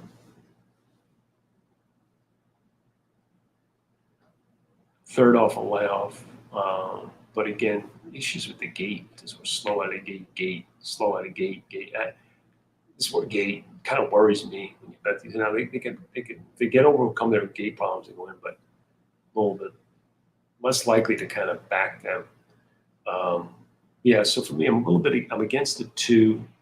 I probably would use the 5 and 6 defensively, but the 4 looks like the play for me. Bronze Beast at a good price. So it's going to get a clean break and a good, may be able to sit a good trip, maybe behind the 5 and the 6. Maybe we can get a good stalking trip and get first run on the 2. That may be the way I play this race here. So maybe play around with the 5 and 6 in the other slots. And yeah, so 4, 5, 6, and race 4 at Churchill. So they're finally getting into the gate at Gulfstream. It's been a while.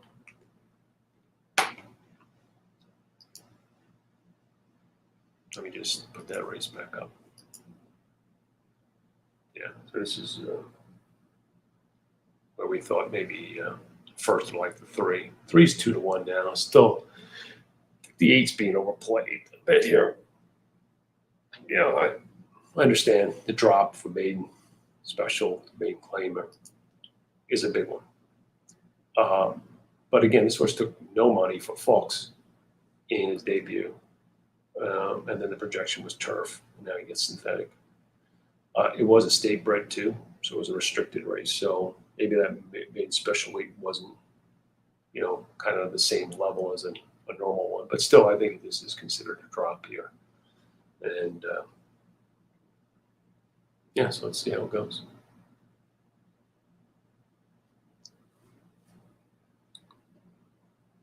Does get the rider switch to, you know, much more capable rider, but 7-5 is too short from the 8.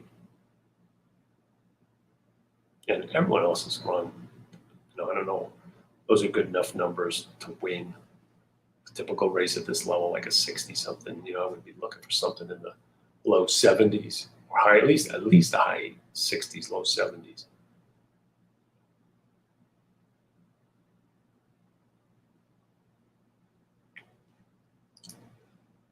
Okay, so you know, those who've joined us a little bit later, you know, once we get close to race 5, which is going to be my last race at Churchill, we'll just do a quick review again of the pick 6 information that I provided, and then we'll close it out there. But we got the 4th race coming up at Gulfstream. I guess the 4th race at Churchill, and the 4th race at Belmont, all coming up in the next whatever. You know.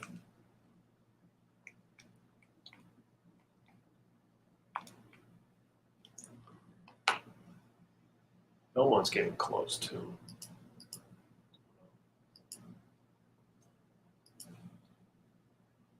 Belmont at Aqueduct. Okay, they're in a gate finally at Gulfstream. Well, it took about a month to get this race going. All right, 3 showing speed. That's good.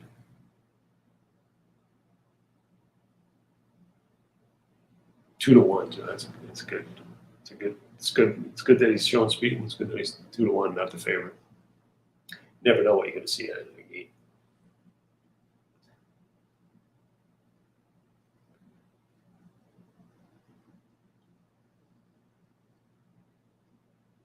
He's not keeping up.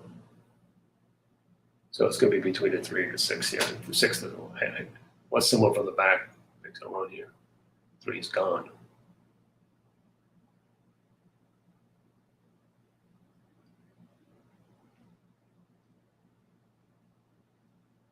Yeah. They would need this sprout wings. Hey, maybe we're going to break our cherry unless this horse runs over the rail. All right. Okay.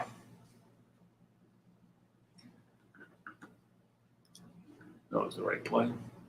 It shows you can get to, like, you know, I know a lot of people use a lot of pedigree information and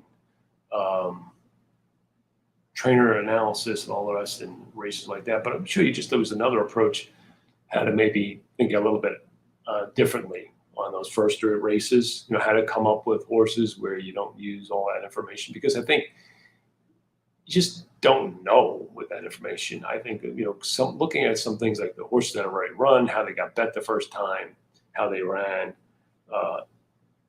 those kinds of things, you know, simple trainer change the trip, keynote, that kind of stuff could be just as effective, if not more so, because again, it's information that is not public to everyone else. They're going to look at the same thing. You know, they're looking at those standings and, you know, first time starters, maiden claimer. Look, it's not me. It's not what I do, but I just think those statistics sometimes are just so difficult to kind of nail on something because everything is situational. And we'll talk about it, you know, after they go. Let's see, this is Belmont here. I thought the 10 at 4 to 5 was too short. I looked at this race at 11 and 9, looked okay. I just think this horse had some good trips the last few times. He's getting overplayed. I know 9's come off a big layoff, but I'm just kind of went with the squares other than the 10. And yeah, that's the way I saw it. 9-11 here. Just to get, you know, whatever you want. Just, I'm kind of against the 10. Just the horse has been getting setups, and if he doesn't get a step today, he could be vulnerable, especially at that short of a price.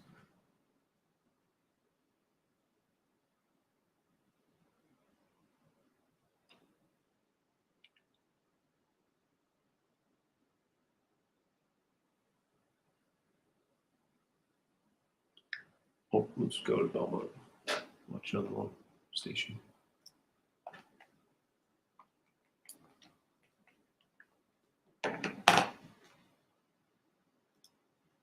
Three is expected leader.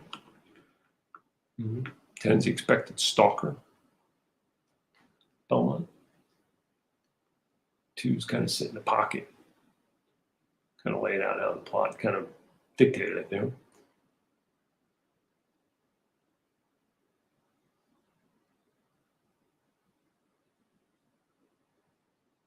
And it's tripping out again.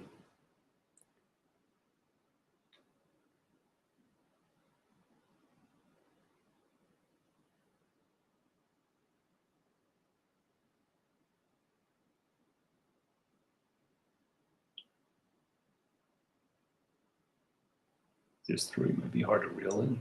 There goes the 10.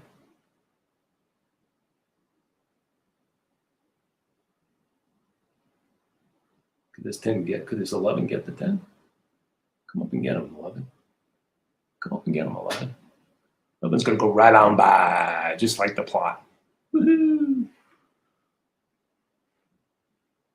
Stalk and pounce. Wide trip, but sometimes with these wet tracks, it's good to be on outside of horses. It's tough. These wet tracks, it's really not predictable. So you really don't want to take short prices on these days. And it just seems like that outside trip's been pretty good. That 1A come down the line, 11 here. That outside path, I've noticed in New York, I've played New York a million years, especially Belmont. You want to be on these really wet days when there's just so much water on the track. The crown of the track is a pretty good place to be because that's where kind of the high point is, and the water's kind of going to the inside, draining kind of to the inside. So being out on that apex is probably a good place to be when you're playing the track. New York, typically Aqueduct and especially Belmont has that kind of setup. So look for those outside paths today. That might be the place to be, making those horses that can make one run. And sometimes these tracks, depends on it's drying out, could be a little tiring and heavy for the speed horse, because it looked like the 3 looked okay, but this 10 looked like it was just sitting the perfect trip like he normally does. But 3 to 5 was way too short on that horse. So, okay, now we got our mojo back. Okay, so we'll go into race 4. We're 8 minutes out at Churchill.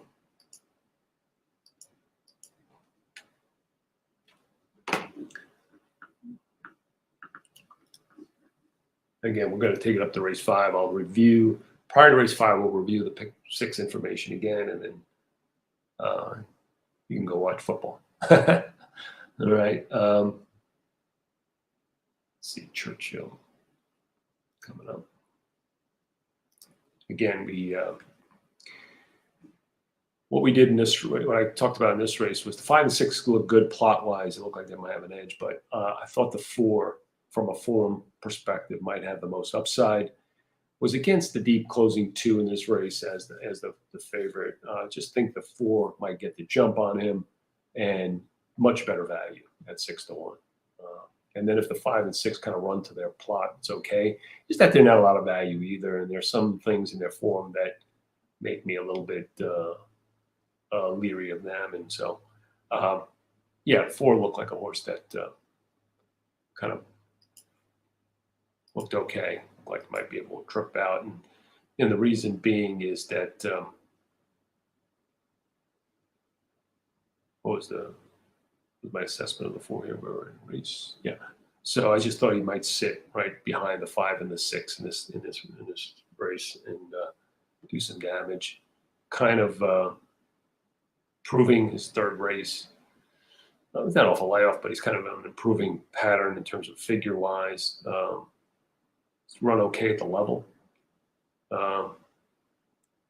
So just thought he might trip out was really the kind of the reason for that horse.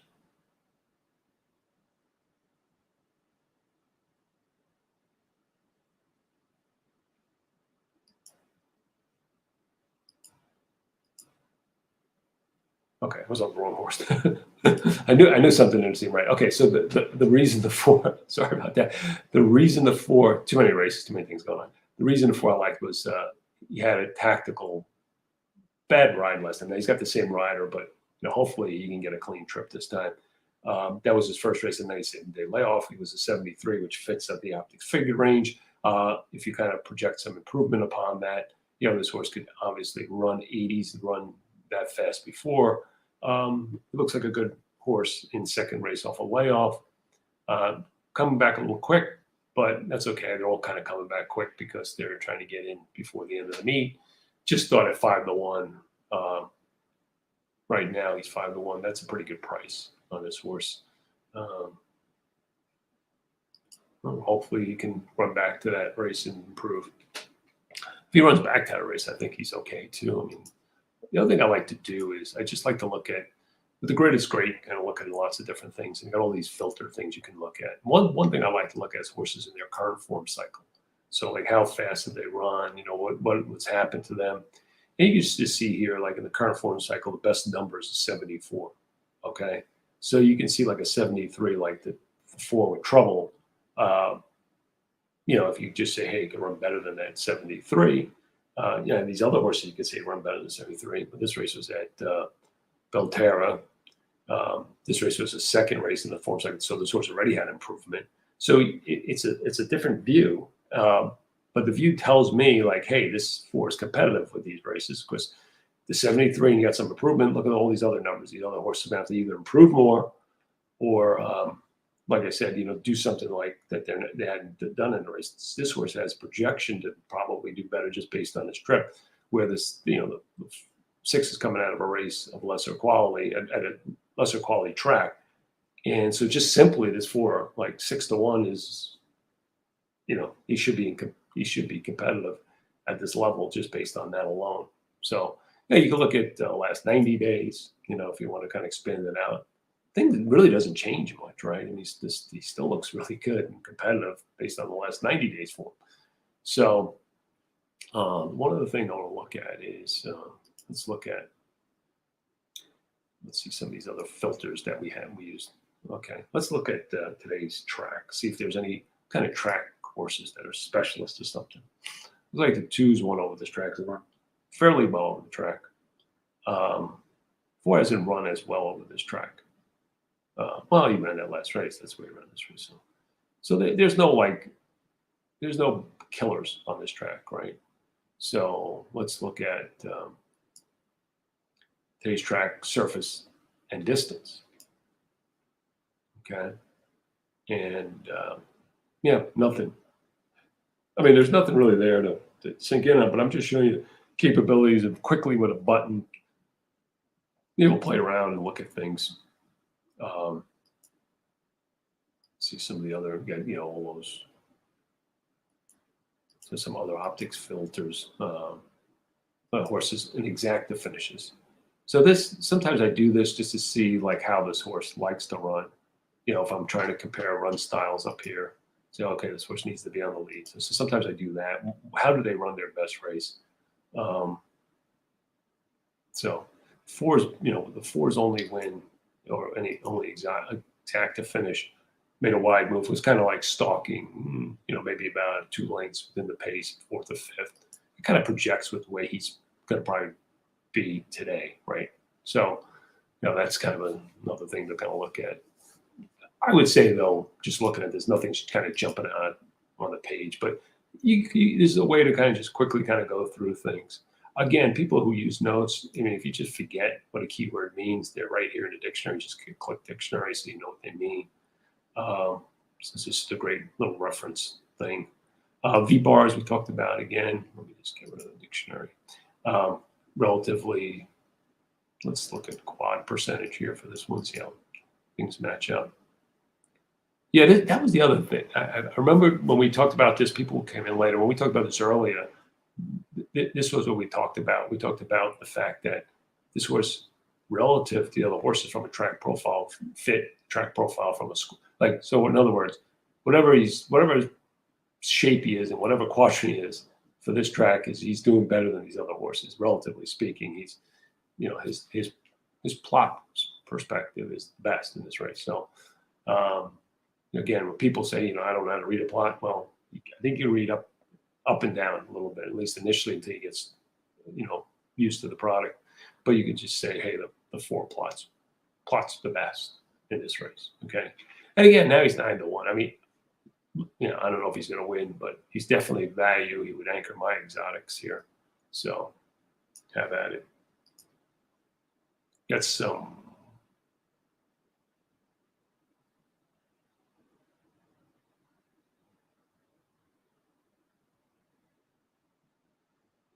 Oh, yeah. Yeah.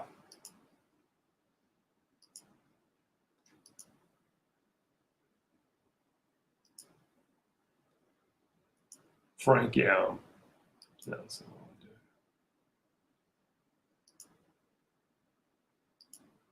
Okay. Sorry about that, Frank. Yeah, Frank made a good point. I kept the analysis over from a race before. So sorry about that. And doesn't apply to the race we were looking at Churchill. Okay. How I kind of feel about the 4 in this race now. And I thought the 5 and 6 maybe underneath kind of horses. And I was negative on the 2. So 4 is definitely worth a win bet here, in my opinion. So, yeah, Frank, thanks for that. Sorry about that. I had kept that up from a previous race. I don't have my partner here helping me with things. She keeps me on track normally, Emily. Yeah, so they're in the gate at Churchill. Let's see how it goes. Race 4. Race 5 will be the last race. And then we'll see. We'll go through the pick 6 a little bit. So remember, it's a mandatory payout. And yeah, thanks, Frank. Okay, they're all slow on the 3. 3 got off slow. 4 got off pretty good. So pretty good. Going to get, here's the 5 and the 6 that we talked about. The 4 is going to get a pretty good stalking trip. 5 and 6 are going at it, doing.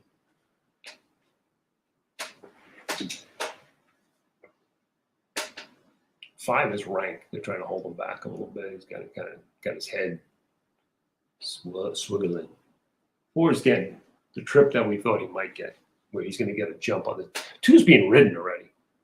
2's under the whip on the backstretch. Not good. And you know, the pace is not all that fast. I mean, it's legitimate. Yeah, it's 8 furlongs.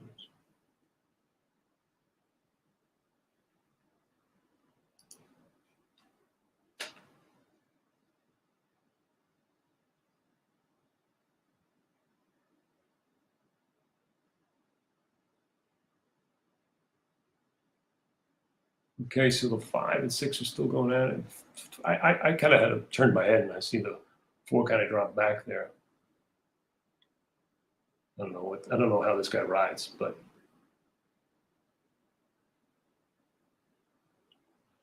we get the 3 and the 4 in the exact thing. The triple, nope.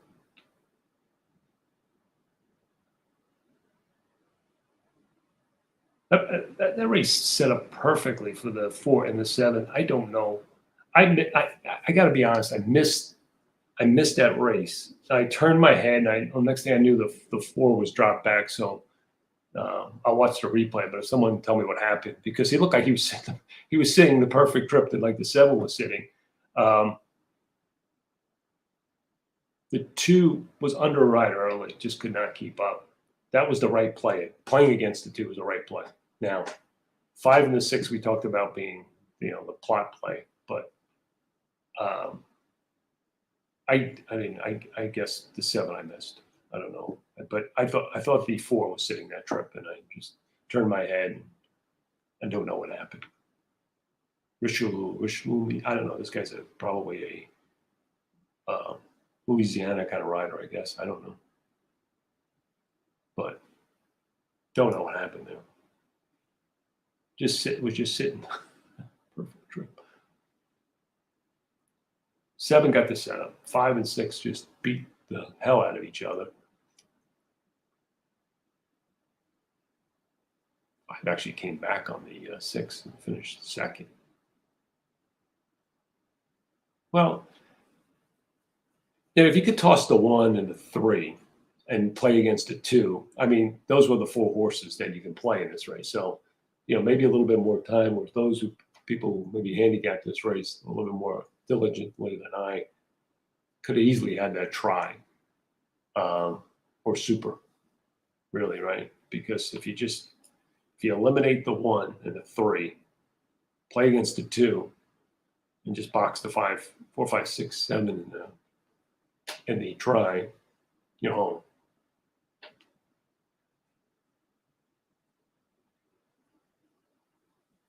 Right idea.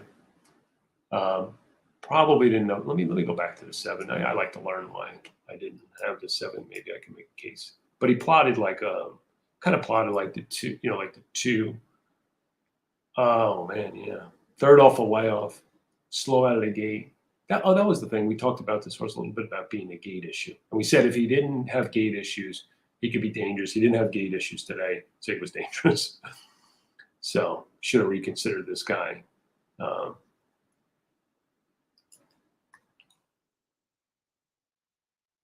2 races, 8 furlongs, a 2nd and a 4th. Yeah, in a race like this, I should have kind of regrouped with this horse, but well, whatever. I mean, I just hopefully you hit it. I want to watch that replay too. I have to see that.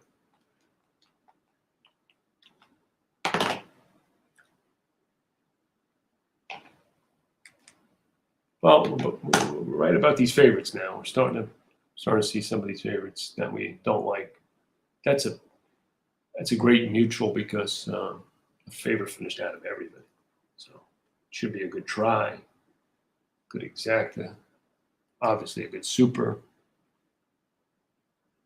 good win it, good place and show wagerings if that's what you do. Yeah, so Frank said he didn't see it either. Got distracted, but he didn't think. Yeah, I don't know why he dropped back. So the pace wasn't that fast. Kind of just dropped back on the turn. We'll have. I guess we're gonna Have race 4 Belmont. It is one before the race 5 at Churchill, and then next on the docket is race 5 from Gulfstream. Let's see if we got anything in race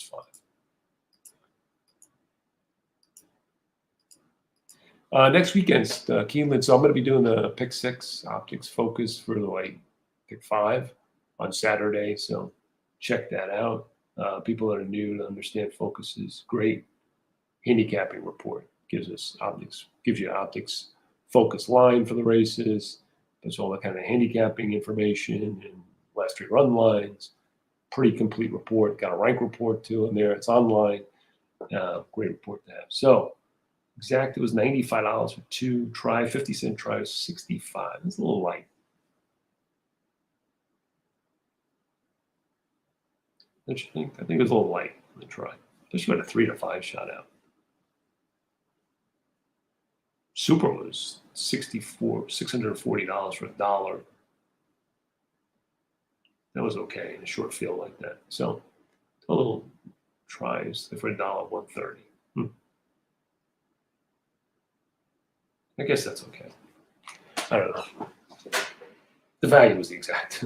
It's 45 to 1 versus a try. Definitely. Yeah, a try was light. Exactly was the play. Okay. Let's go to Gulfstream race 5. It's 1 minute out there. Let's look at it.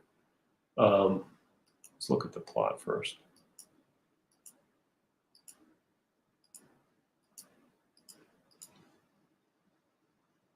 Oops, that's not what I want.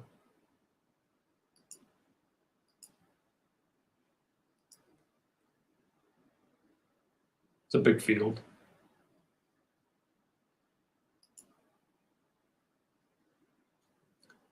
It's 5 furlongs. Let's just look at the plot. Who kind of plots? They're playing a replay too. I'm going to kind of look at that while we're doing it.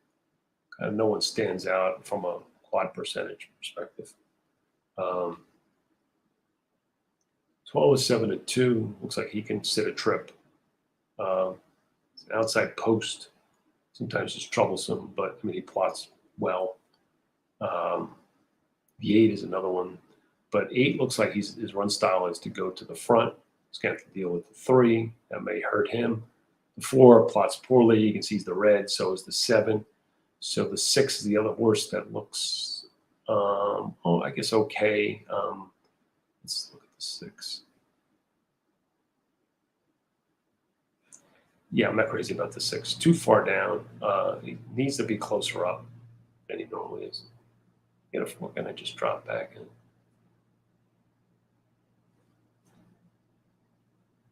Kind of on the inside. I missed it again. Okay, whatever.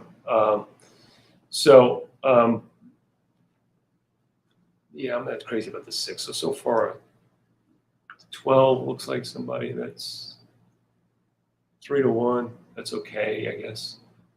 Don't love them at that price, but if you're playing the race, then you got to consider this horse. Let's see some others in here. So we're did the 6, the 7. Doesn't see he's a presser that has a circle here. That's why he's red. He doesn't fit. 8. We talked about this horse kind of maybe needing the lead. That's going to be an issue.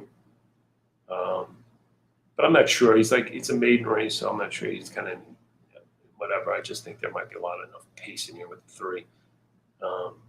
If he can sit off of it a little bit, fine. Just broke his maiden. It was the first time versus winners. That's kind of a negative. The 9, don't like the standard plot. Surface and distance plot a little bit better. 10, very wide last time. Not bad. 16 to 1 could be an exotics horse. So, and then the 11 could be exotics horse too. And the 12. So I don't know. I don't normally like all the outside post positions, but 12, 10, and 11 are the horses that look fairly interesting to me. Yeah. 2 plots are pretty good. What I miss on the 2?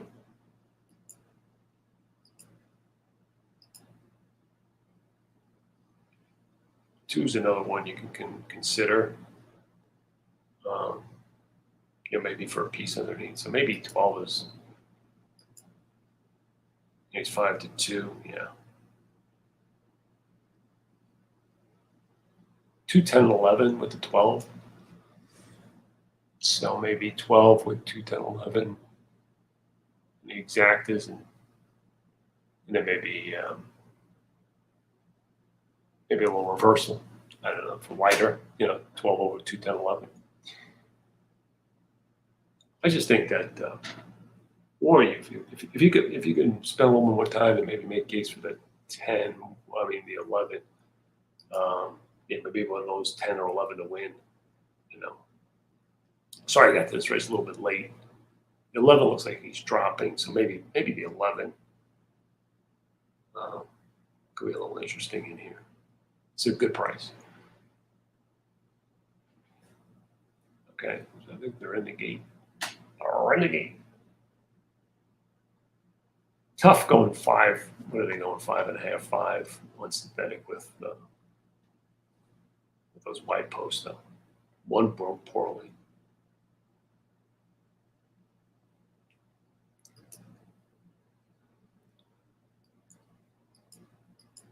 Three got out. 8's pushing him. 11 is stalking. Not keeping up though. Is he not keeping up? No.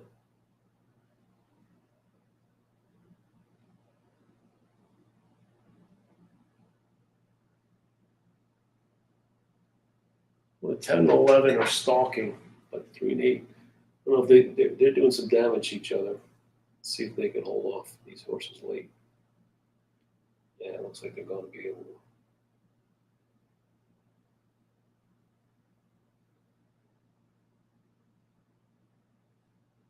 Starting to come back to the field a little bit. Oh, here comes the 11. They get a late. Oh, wow. Just a little too late with the 11. Made a big late run. So it was the 8. He was the plot horse.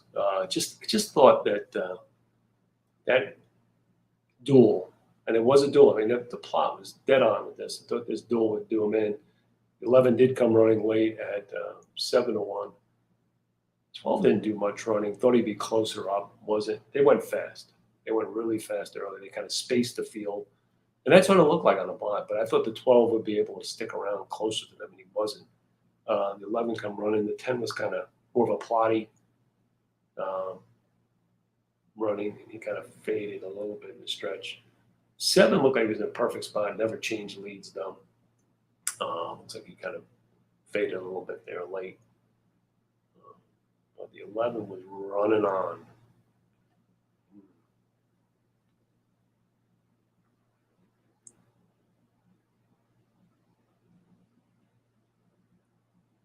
Yeah, but the 7 was a little plotty. But I guess he gets. 10 beat the 12 for 5th, I think it was. 5th.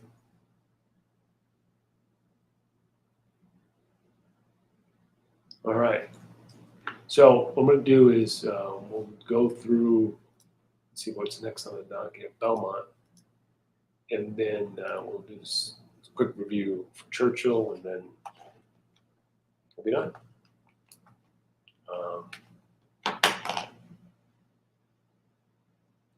But it's great how, really, I'm not just saying this, but once you get used to using the plot, just races, you'll get the visualization of races much better, quicker. And then you can kind of dig into the other aspects of handicapping, the form, using the notes and stuff. But it's a great visual tool. It kind of mapped the way we thought it would map, and it's great to have that in your arsenal. Especially races where big fields, hard to kind of get a handle on it. All right, so Belmont, race 4.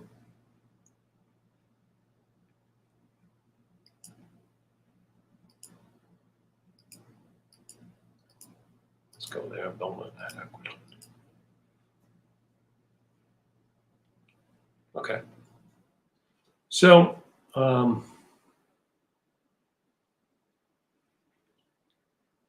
the 7 kind of plots up there in quadrant 1. Middle move into solid, middle version hurt late pace. I don't know if the extra distance is going to help or hurt this horse. I mean, the 6 looks like he plots like this big square, so I mean, I guess he's definitely a consideration. But there's not much pace in this race. I'm assuming that maybe Saez just goes to the front on this. You know, 5 is going to be forward. That's the other speedster in this race. And he's coming out of a maiden 25. So he's just broke his maiden. So I'm wondering if the 7 has got a pace advantage here. You know, let's just go to the grid on this race quickly. He might. The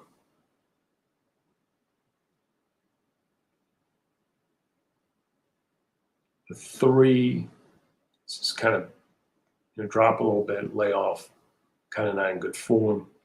The 9 could be a little sneaky. Let me go see that. So I'm thinking maybe the 7, you know, he moved too early last time. Now, I don't know if the extra ground, but he ran okay. 8 furlongs on this strip back in, you know, early winter. So, well, February. So this horse has still got some more upside, got some grit, you know, so he's made an early move. I don't know, maybe this horse you just go to the front with.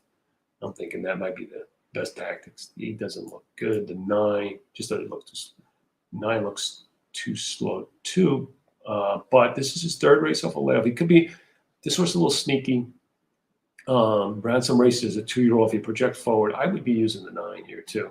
I just think he's maybe, you know, this is his 3rd race off a layoff. He looks like he's improving.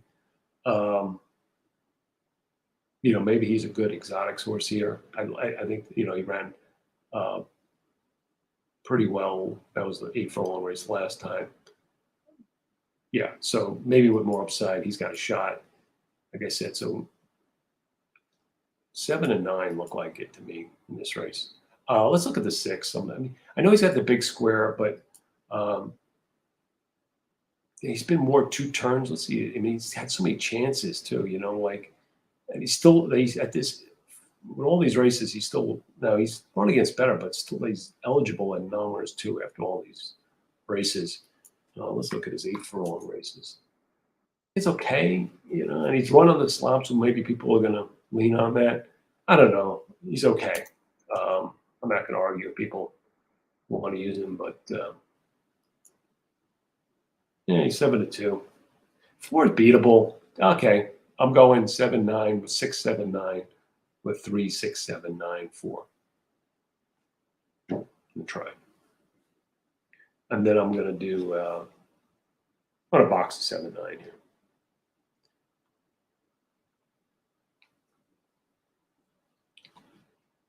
Hope that makes some sense.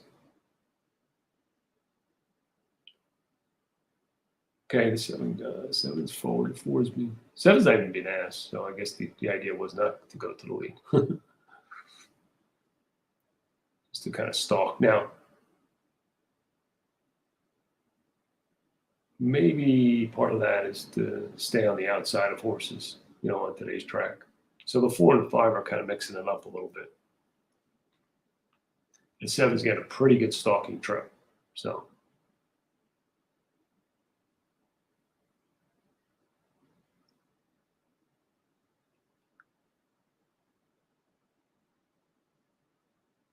now the 4 is kind of separated from the 5. The 5 looks like he's all in right now, and he's not going anywhere. 7 looks like he's starting to go past or right up along the 5. And the 3 and the 9 are starting to make some inroads from the back. 4 looks clear though right now. And he looks pretty good. And here comes the 3. 9's getting over long. 3's got to make it having a good trip here. See what happens. 7 is just kind of one paced right now. 7 and 9's got to pass the 7. Looks like the 3. Maybe it's 9 can run down. No.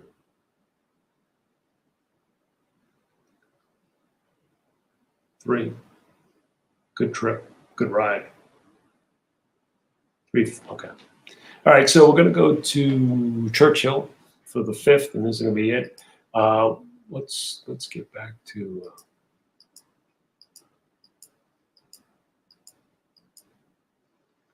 Okay, we're going to start with the 5th.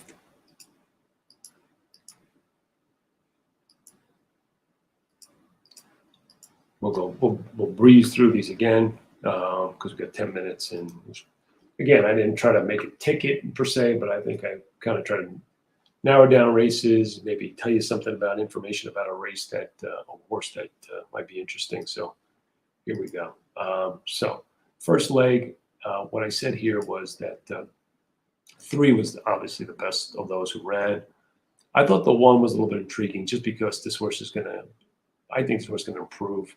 If you look at his plot, it's pretty good, and actually on standard, even though he ran such a low figure, but it was on the turf. So I think with the switch to turf, dirt, and only with the 1 race, I think this horse has upside potential. So I like those odds, 5-1. I think that's legitimate. So 1 and 3 would be horses I would include. The first time starters, the 5, just he's getting 9-1 is not too low. 10-1 now. Maybe that horse is going to go much more, but it's just Greg Foley just doesn't win. We'll look at this horse when he comes on the track. Just doesn't win with firsters. He just doesn't.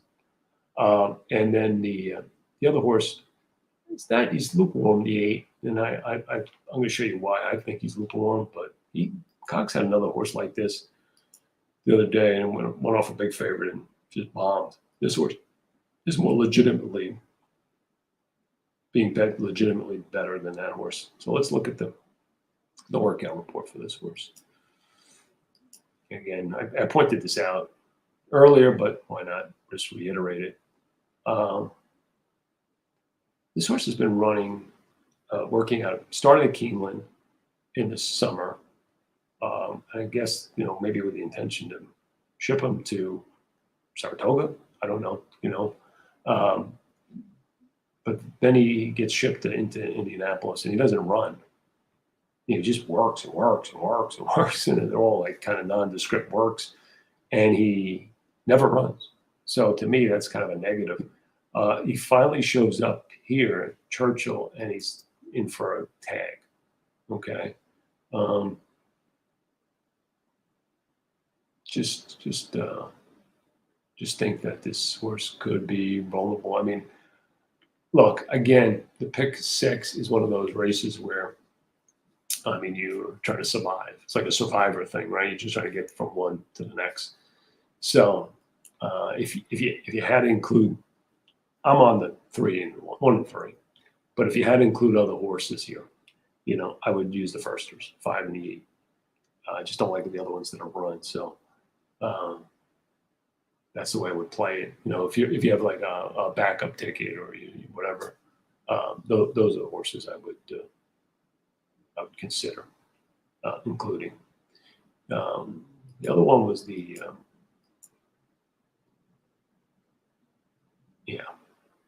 no, the other one wasn't. Okay, so that's race 5. Let's go to race 6.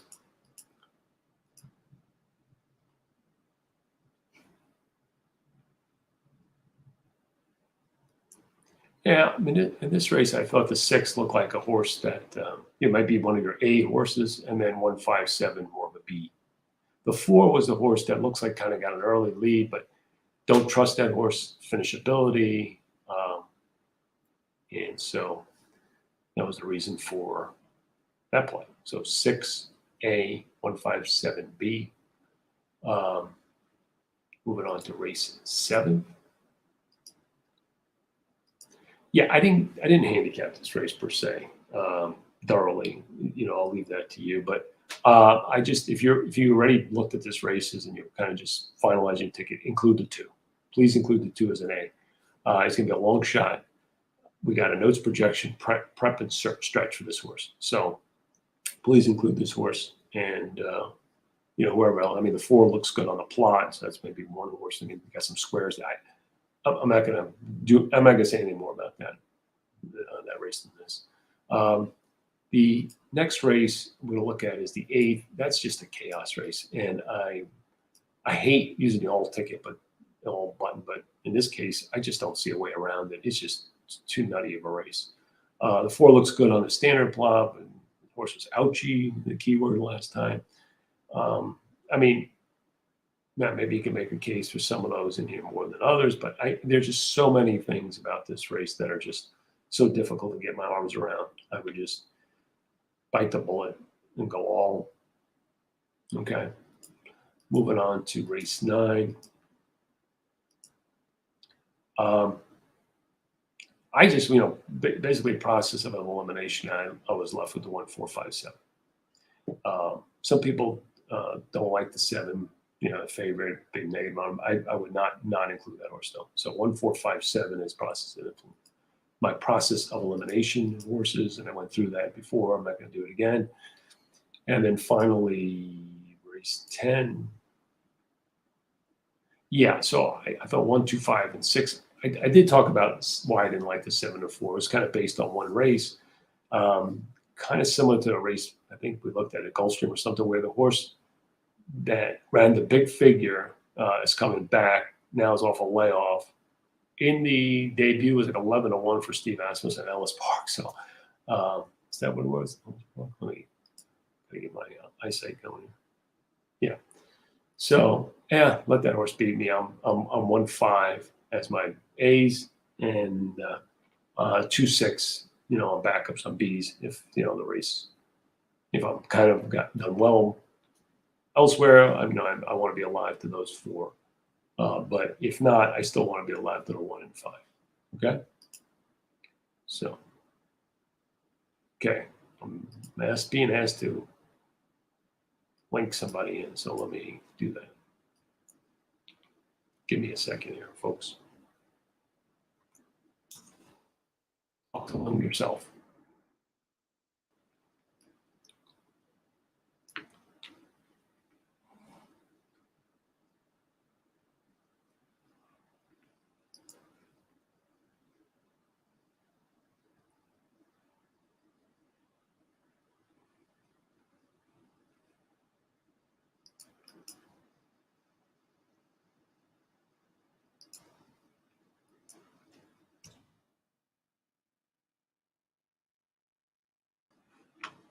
Okay.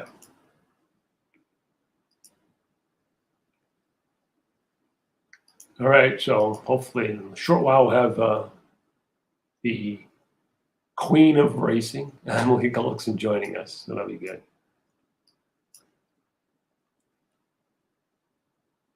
All right. So we're 2 minutes out. Start of the pick fund. That'll probably delay. There's a lot of money in the pool. A little surprised, but and a carryover 33,000. There's, I guess, currently 143. I don't know if that includes the 33 or not.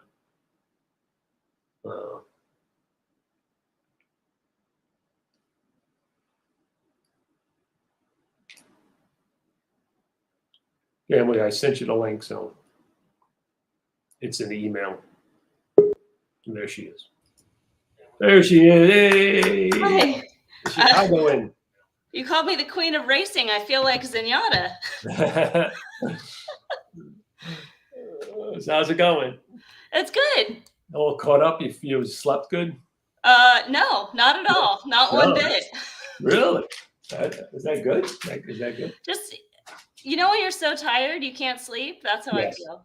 Yeah, I know that. But you did great yesterday. I watched all your interviews. I just went back in the last one because I don't know what happened. I missed the end of the tournament. I didn't even see Chris win.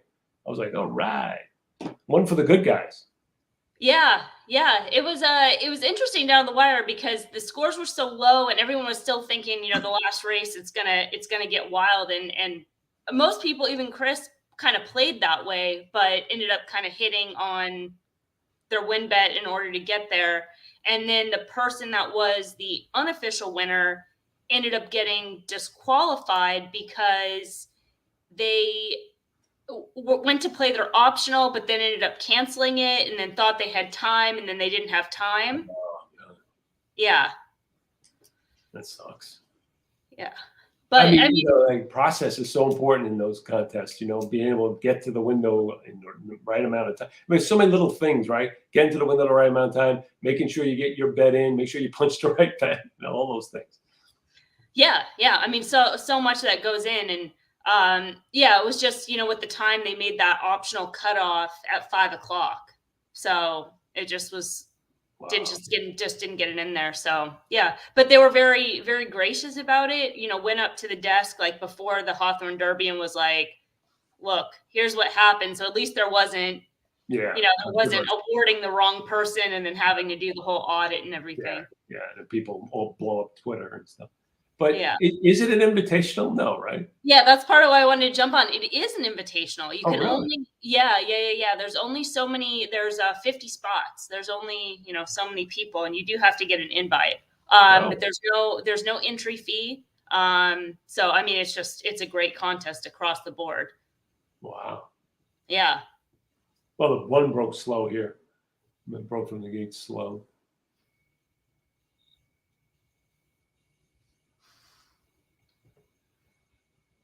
Go 2, 3.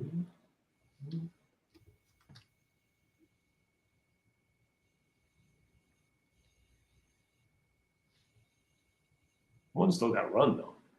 He's under a hole.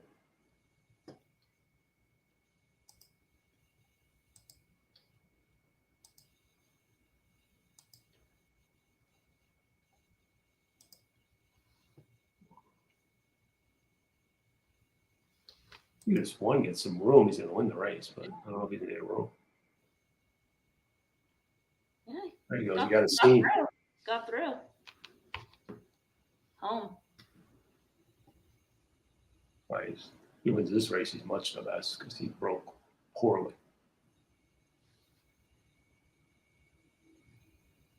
Another. I don't know what they bet. I don't know what the eventual odds on that 8 were, but that's just another money burning proposition. Again, that's another trainer statistic that's like 35%, and and maybe it is, but it's all situational, isn't it, Emily? Absolutely. Well, we actually talked about this type of horse recently. The same exact type of horse. Exactly. Well, yeah. I mean, and trainer.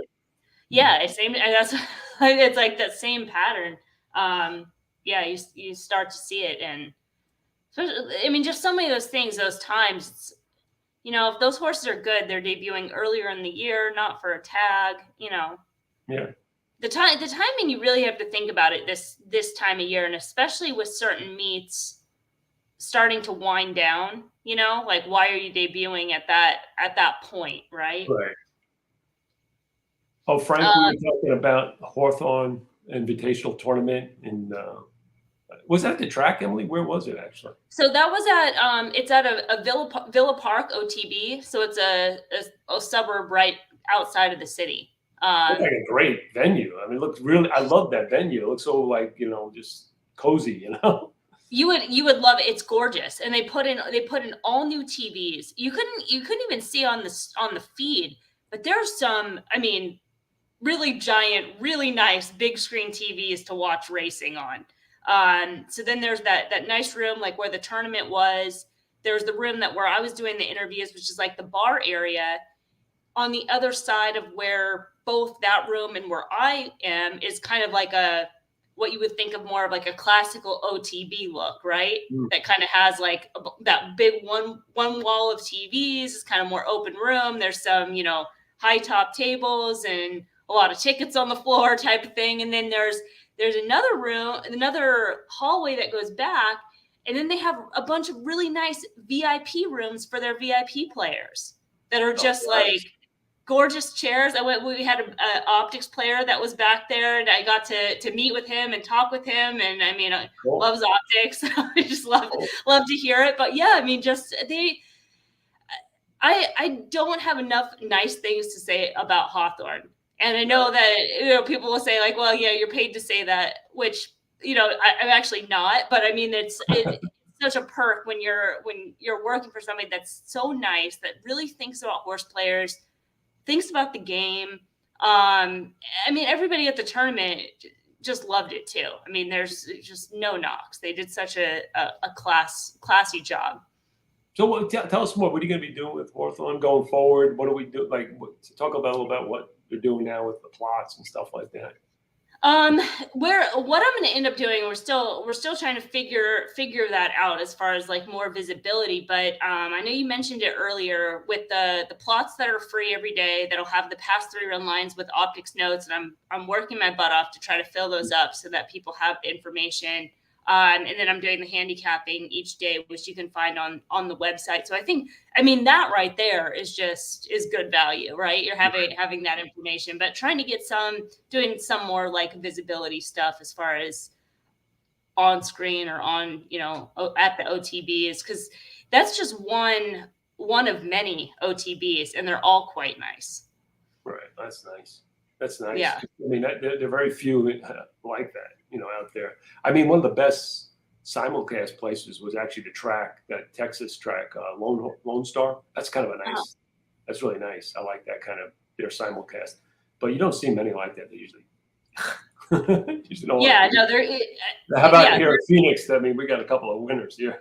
It's funny is the one I was thinking of, the one that I used to go to. This is even before I met you. Was like on 19th Avenue and maybe Peoria, but it was inside a bowling alley. Did you ever go to that one? No. Yeah, inside a bowling alley. Oh God. 19th Avenue.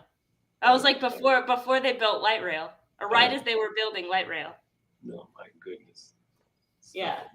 Holy shit.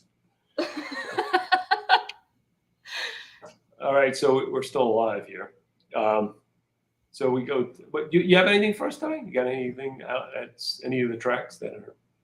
Well, Hawthorne and Santa Anita are later.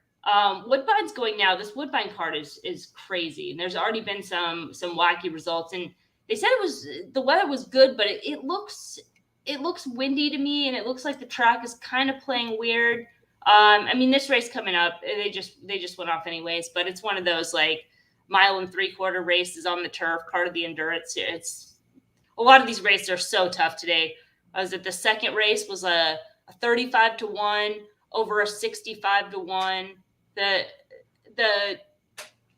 trifecta paid like 15,000. The superfecta for 20 cents was 19,000. Oh my goodness, that was like the only winner, probably. Yeah. Oh, super. Yeah, probably took the whole pool. Yeah. It just it looked like, when I was handicapping it earlier, like it just looked like that type of day. But the Breeder Stakes is later on the Woodbine card. That's the third leg of the Canadian Triple Crown. Oh, okay. Anything interesting there? I mean, not really. It's a lot of those same horses, and they changed like the surface and the distance and everything. So we'll be on the turf for this one. Yeah. Yeah, that's a crazy Triple Crown sequence. So you got to win on 3 different surfaces, right? Yeah.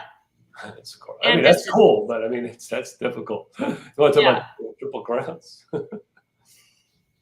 Got to be some good horses that won that race. Some good sires. Didn't Northern Dancer win that or no? I don't know. Maybe. I think so. Yeah. He was a pretty good sire, I would say.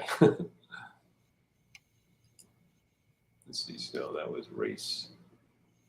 Okay, I just wanted to put up. This is next race at Churchill. Yeah, I just I kind of like the 6, but I could see the 157 doing something here if I wanted to kind of stay alive. I was against the 4, even though it looks like he got a pace advantage. He's got that big circle, and I don't trust that horse. He's kind of like a no finish type of horse. So nothing interesting. Let's see. I just want to look at Belmont, see if there's anything in the next it's starting to really come down at Belmont too. It looks like I say Belmont. I mean, could we call this Aqueduct and be real? Be call it what it is. I didn't know what to call it. I just kept mixing it up. I was like, is it Belmont? Is it? I'm like, I'm just gonna do both, and I'm gonna hedge. I have to believe a lot of. But the one thing. Yeah. No. Yeah. One of the things I was wondering about, like handicapping wise, is when you're looking at cycles, there's certain barns that will point to Belmont this fall meet, like after Saratoga, right? So would you default to the form of previous fall Belmont, or would you default to surface distance Aqueduct? Because I could see it going kind of either way. Do you know? Yeah. Do you understand what I'm saying? No, I actually perfectly understand. It's tough. Yeah. It's a good question.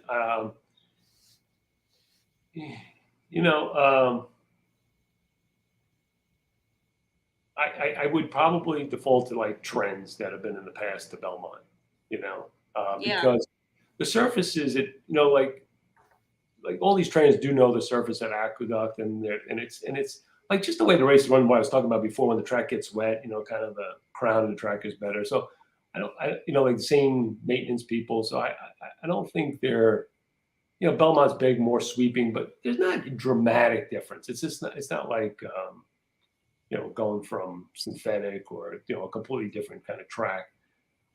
New York is kind of like, their tracks are kind of, I think they do it on purpose, kind of standard. They're kind of similar in feel and where they run. So I always would, guys that point to a certain meet, I would be more inclined to that. But it's a good question. I mean, you could go either way, I guess. Yeah. I was kind of thinking that too. Is like you typically point to Belmont, but when talking to a couple people in the room yesterday, and you start looking at, because Aqueduct can be such, and we've talked about this past, such a horse for course, but now it kind of shifts a little bit because it's like it's like a completely different meet. So does that Aqueduct form, does that typical Aqueduct form hold up as strong 2 months earlier? No, I don't think so. Yeah, I don't think so. Because I think those horse for course kind of thing was, I think more even so in the old days with the winter track too. That was gone. They put that turf course in. They did things, little subtle things, right? They put that 6 furlong turf race in. So the outer turf course. So they changed things, right? They changed that turf course. I mean, that's that winter track to a turf course and changed everything. And it became more kind of like Belmont than the old Aqueduct, I would say. And I think since then, I don't think that's really that case anymore. So that's why I would say, lean more toward, hey, whoever is trends toward doing well at Belmont in the fall should do well at Aqueduct also. Did you see that? I have to believe there was a lot of Optix players, whoever was there, probably were on that 3-horse, that 9-1 shot in the turf. There's like 2 turf races yesterday. I'm trying to think which one. They're both, I think, winning you're in too. It was a 9-1. Yeah, one of the things I noticed, so it was tough because the way that the tournament format is there's those 5 mandatory races and then the Hawthorne Derby. Yeah. And then you only have 1 optional race. Yeah, that's tough. Yeah. So, and I didn't talk to many people that hit their optional race. Yeah, it's tough on one, I mean, winning one race is hard, Yeah. And so, it was like, but there was a lot of Optix people in the tournament for sure. And even former Optix people. I got to speak with Phil Lamb, who was one of our originals. Yeah. He's awesome. I mean, Chris, obviously. I mean, tons of Chicago, so many good like Chicago players that were in there. And a lot of like newer Optix people too that were, asking questions about it. And then a lot of people that are not playing in the invitational, but there was another tournament going on at the same time. Yeah. So there was a lot going on. And these two tournaments were two different formats. So not only was this one those mandatory races with the one optional, but you could only bet $200 in each race. Oh, wow. Yeah. And then the last one was a minimum of 800. Oh, But wow. you couldn't bet more than 200 in the other races. It was exactly 200. Wow. Okay. So yeah, it's kind of an interesting format. Yeah. Yeah. Yeah. It was early on. It was like, well, some of the races that they were picking, I'm like, oh my God, they're terrible. I mean, I would be going crazy. What was terrible? Some of the early mandatory races, I was like, really? I mean, what am I supposed to do with this race? But I guess it was interesting because they were just races that I would say I wouldn't pick. I wouldn't have picked. I don't know if, they were just kind of odd races to pick, but you know what I liked about, I watched your interviews and I'm just wondering like how much leeway you got, but you were able to delve into things, which was good because you knew, you know players, you are a player and you understand it and you're able to ask questions that you typically don't get people asking people. Like you got into the heart of it as opposed to being like on the surface, like, how do you like playing here? Kind of like those things. It's like, how do you feel today? Who do you think you should go? You were like in it, and they were really like talking about like what's your strategy? What are you looking to end up with? Going into the last race, and really got people not only to open up, but also think about things that maybe some of them didn't even think about. There was one area. I had one person say that to me. I had one person say that to me after, like once we concluded, like, good luck, was like, you really got me thinking about Yeah, that's the whole point, right? And there was an early interview with a young lady, and I think she was one of them, and looking at it like, really? Like, I mean, I think she kind of like started realizing, oh, maybe there's other ways to look at things, right? I just thought you opened her mind a little bit, and you did it in a nice way. It wasn't like you weren't contentious, you weren't anything. You were just probing but respectful, and I thought that came across great. All right, good. Well, thank you. There was a lot of new to me. As far as I did have a lot of leeway, and I had an idea of what I wanted to do, which was to what you said. That was what my objective was, because it isn't covered that way. I think that's the most interesting bit, especially in terms of tournament and playing horses in general. And like you said, it's not really covered. And in some ways, they didn't fight me on it. They like respect me and like give me a lot of creative control. But there's always this like argument as far as, is it going to be too over the heads of people that are listening that are just kind of new? And in my opinion, I'm like, no, I don't think so. I think we've talked about this before.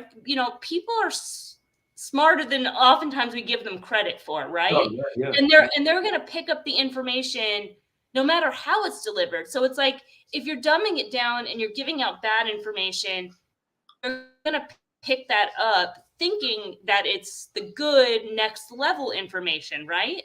Yeah. Like there's a lot of stuff that when I first started playing, because I learned on my own and I would just take in media and things I had to kind of unlearn, right? Right. From places to kind of, pick and choose. But yeah, and then there was other things. I mean, the thing unrelated to content, but I wish that I had been given like a couple. I had a really tough setup for one, because at first they had me set up where I was like literally like standing like in a corner, like staring at a wall, and I'm like, wait, I don't have any screens, I don't have any TV, I have like nothing to reference, right? I'm like, this is really hard. Like, I'm like, so we step back a little bit. So you see me like looking, and I'm like looking up at times because that's where the screens were. So that was tough. And I didn't have anything like in front of me to see myself, right? Like when we're on the feed right now, I can see myself talking. I can see Frost walking in the background. I can like, if I look weird, I can make an adjustment, right? If I fix my hair. So I didn't have any of that, right? Which is like crazy. And then I didn't have any practice as far as like how to like kind of go in and out. It was like all brand new. So I just wish I had like a couple like practice tries just at random, and then I could watch, because what helped me was I was like, I I don't know how to look. I don't know what's going on. Like I feel kind of awkward. So I was like, when they cut away to me, I'm like, what? Rewinding the feed, our feed. I'm watching on my phone. I'm like, okay, how do I correct? Okay. I'm like self-editing. What was it? Were they in your ear or something? Because like the couple of the cutovers were like awkward. Like, they were not in my ear. What? No, that was another challenging, but they were not in my ear. So I had somebody working with me, and she was awesome. She was like, she really helped me out because she doesn't know horses, but she knows the production side. So I'm like, I have all my trust in you as far as, letting me go. So it took a little bit to get that rhythm, but it's from where I was, I'm in the other room. So I'm completely separate from like the video people, from the tournament room. They had other screens, they had a leaderboard, they had each other to feed off of. I had a lot of hurdles going on where I was. Well, you did well. So you Thank overcame all those hurdles. And so we got like Belmont just went off. Firsters in the league, flawless cat. 9 and 5 are stalking. And then the 6 is kind of in the clear there. Not starting to make up. I guess no, not really. Unless one looks okay right now. Big price.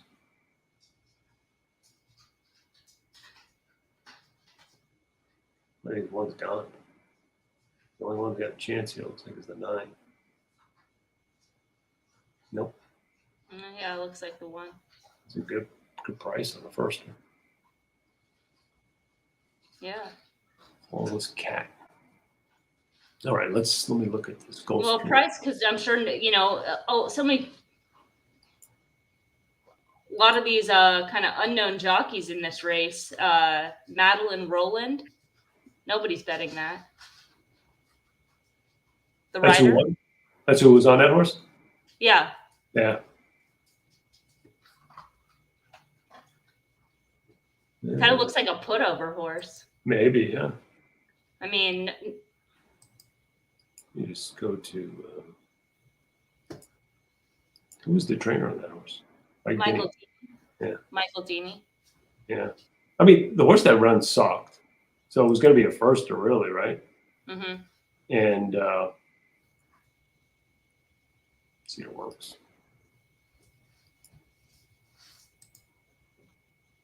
Looking at Monmouth. Yeah. I think this horse was a little bit of a put-over. Mm-hmm. Didn't break that well either. I mean, that was broke inward, and then she sent that horse to the lead, and then it was game over from there. So on deck is what, Churchill 6? Yeah. Did you see the Belmont race? I think it was the first race. That firster from Chad Brown. No. Okay. So I don't know if this is right, but it was a 7 furlong race. He ran a 48 and 30 something half in the lead. Okay. 3/4 time was 1:11:30, less than the 30. It was 36. So the horse ran a 22 and change, 22.4, 22.9 middle fraction. It's like, yeah. I mean, on this track, I was like, what? I mean, I don't know if it could be real. I mean, and the horse looked like he kind of just burst away from horses. And I'm like, if that's real, I mean, that horse has got some ability because I'm watching the replay right now. It's the 1 horse, yeah, I'm guessing. Yeah. Okay. Well, you just don't run that fast. It has to be. I'm thinking maybe it's just wrong. Possibly.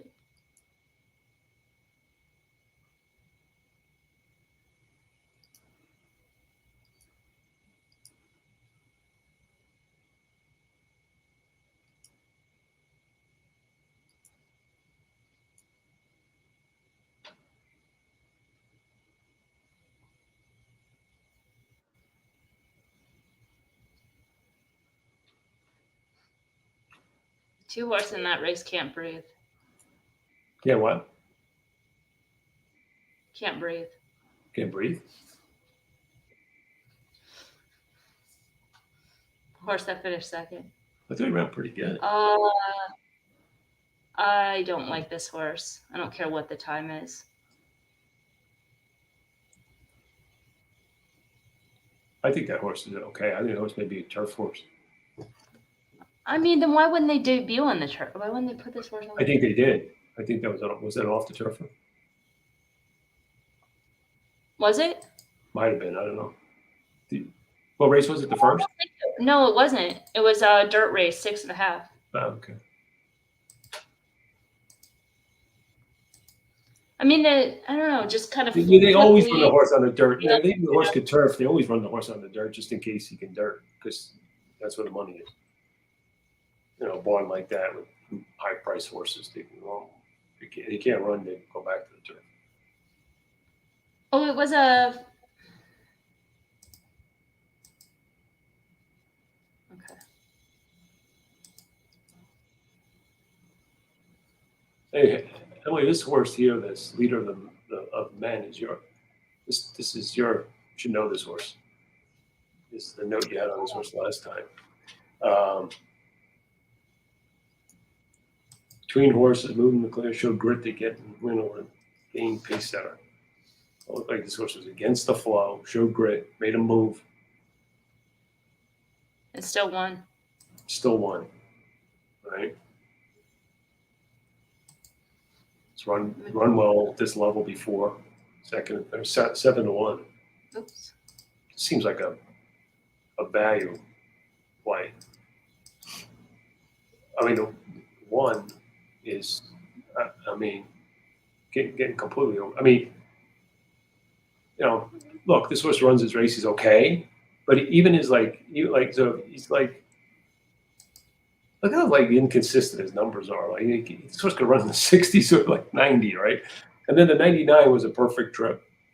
The 89 was a perfect trip. You know, like last race was in the slop.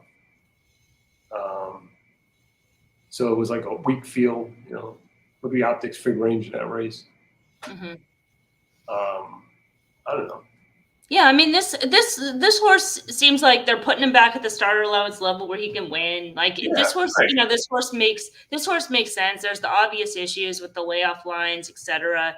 You know, they debuted the horse for 10. This trainer is was like a Shug McGahee assistant for a really long time, so takes a lot of those horses that would like go to Shug but not quite to the level, you know, that type of. Yep.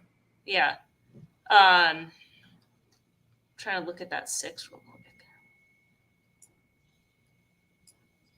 Yeah, I mean, I like that move because even if you're looking at that race as being kind of a top at Indiana, he's been off. He's been able to recover, so it's kind of starting that new form cycle. Well, but he could string 90s together. Look, 90. Yeah, no, for sure.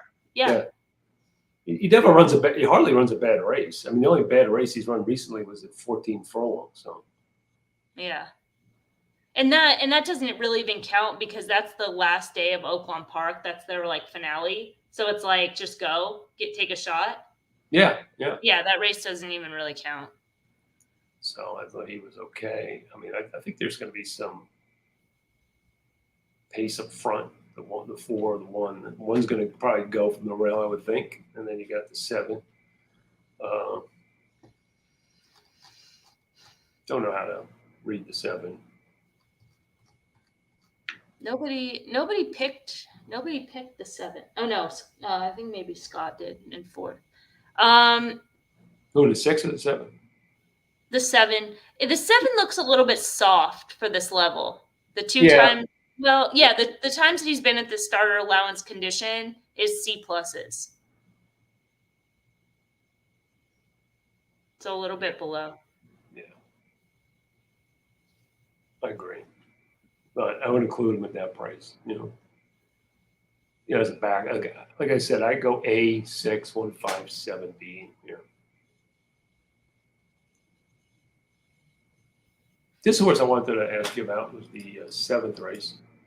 Okay. I really didn't handicap this race because it's, I mean, I didn't go into a lot of, on this, I didn't go into a lot of detail on it because, you can make a case for a lot of different horses. And it's kind of a confusing race. I don't really bring it up. But I was intrigued by the 2 in your note. Amos is doing real well this meet. And I don't know, and the horses coming shipping out of India must have been doing pretty good too, I think, outrunning. Okay. I would trust you because I haven't been following. Yeah, I think they've been outrunning their odds at some big prices. And, you just kind of look at this field and you're like, especially if you go to like just do a route dirt. It's not much experience.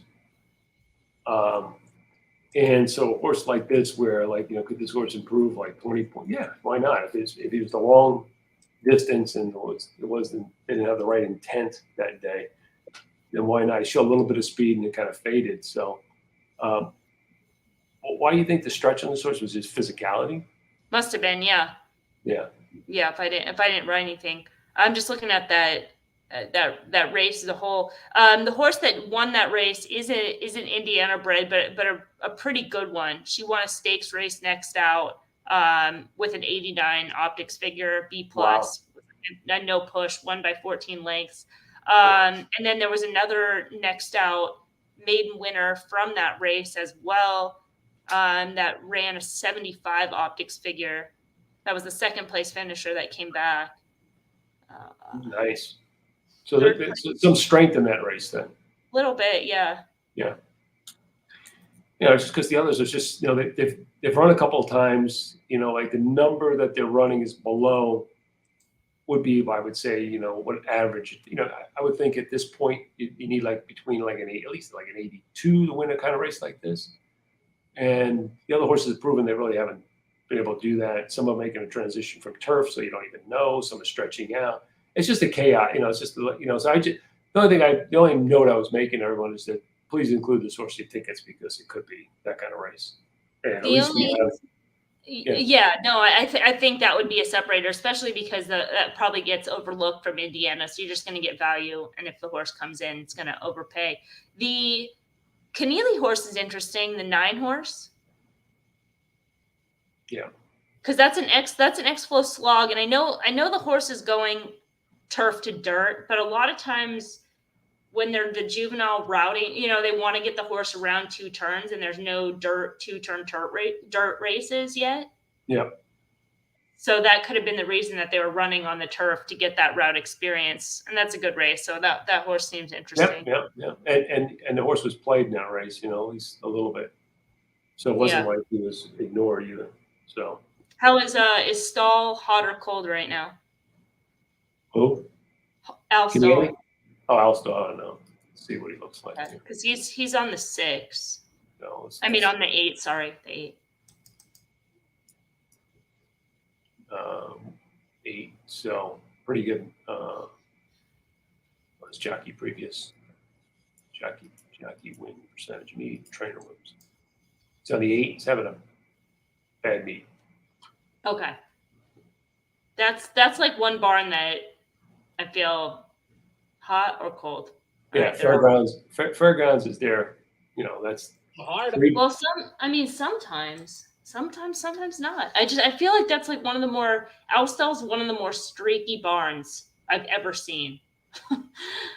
Everything running off the screen or running behind it.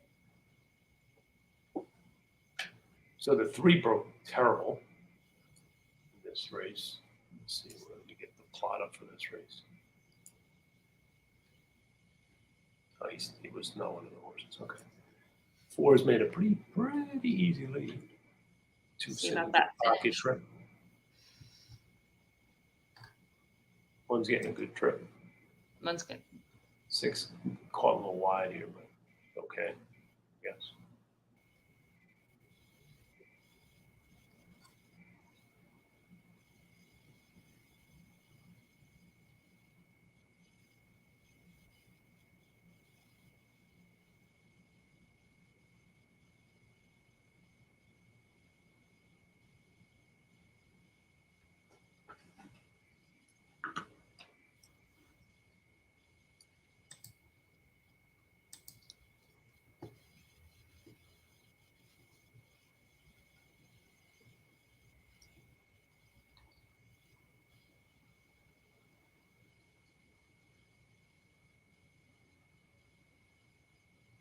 Like that.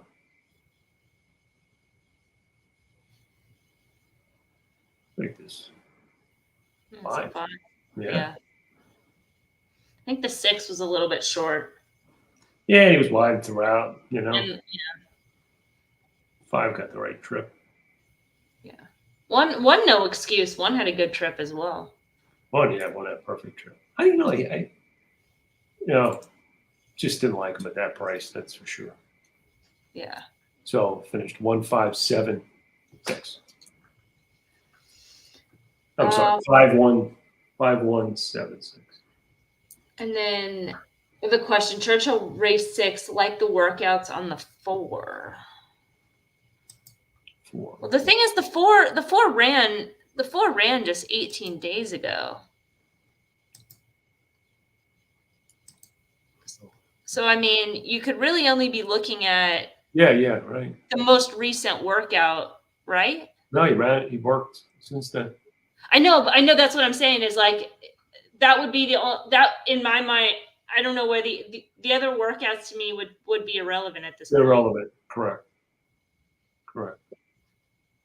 Because you've seen. Yeah, so the last one's just a maintenance. So right. whoever bet him on those previous works, I would imagine. Yeah. Was he bet in that last race? It was bet on debut. Okay.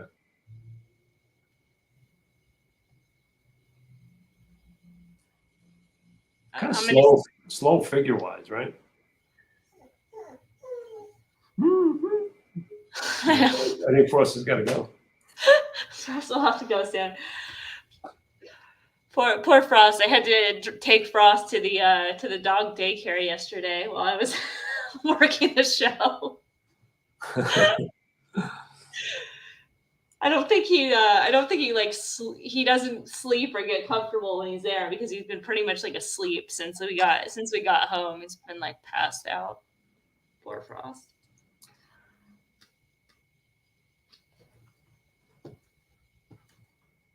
I'm gonna put this. But yeah, to your question, you like the workouts on 4. What are your thoughts? Yeah, that's what my thoughts would be. Is I would be looking more at this horse's races so far. It just really hasn't shown much improvement race to race. McPeak was winning a lot at Kentucky Downs, coming back on short rest. I mean, it's taking a shot, but there's nothing for me that really like gives the 4 a boost from what I can see. Only thing I liked about the 4 was the plot. A good plot. Oh, he's a big square, I guess. That's really wasn't. I mean, it's hard to. Plots are hard when they're firsters and stuff like that. But yeah. Not great in terms of. But I mean, like you got a lot of horses that are trying the surface for the first time, so so it doesn't look as good in standard though. Right. Yeah. I liked your rationale for the 9. I like my rationale for 2. I think if you go and play in a pick 4 here, you might want to look at others, but those 2 that look pretty good. Yeah. Because you have to go short somewhere because race 8 is like you got to play everybody. It's just crazy race, and 9 you got to probably have to if you really want to hit the race, I think you got to go 4 deep, and then maybe you can go skinny down to 2 in the last race. So think about that when you're playing it. I want to take a look at race 8. This is the one that you said is just chaos. Yeah. Let me open her up so you can look and see.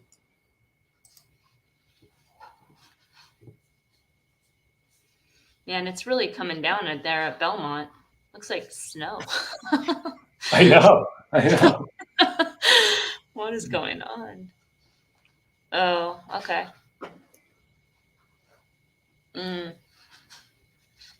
I see. Yeah, it's just crazy. You just can't anchor in on anybody. Right. And it's like you can't toss anybody. No.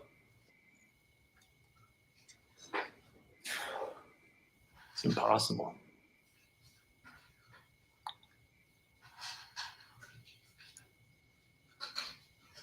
It's like, what are they doing with that 4? Yeah, that's an O'Neill. I mean, maybe if you toss anybody, you toss the 6 because there's those back numbers though. Never mind. Jeez. Sorry. Okay, so the 4. What's going on? No, yeah, I mean, O'Neill, right? I mean, so he's had a kind of a cold meet too, but I mean, I don't know. Maybe this horse just runs them off their feet. I don't know. I just, it's one of those races that could happen, but everything else could happen too. So I just, it's a good enough race if you were playing a pick 6 like these 27. This is a good race to actually punch the whole button. Yeah.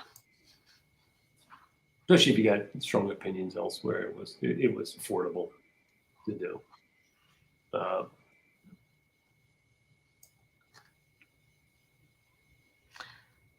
If the 4 was favored, I would toss that horse, but I don't know that they will be. Yeah, I don't know. I think the 1 might be favored. I don't know. Yeah. It's kind of going back to this jockey, maybe they just something might have happened. I don't know. But you can't trust that scenario either.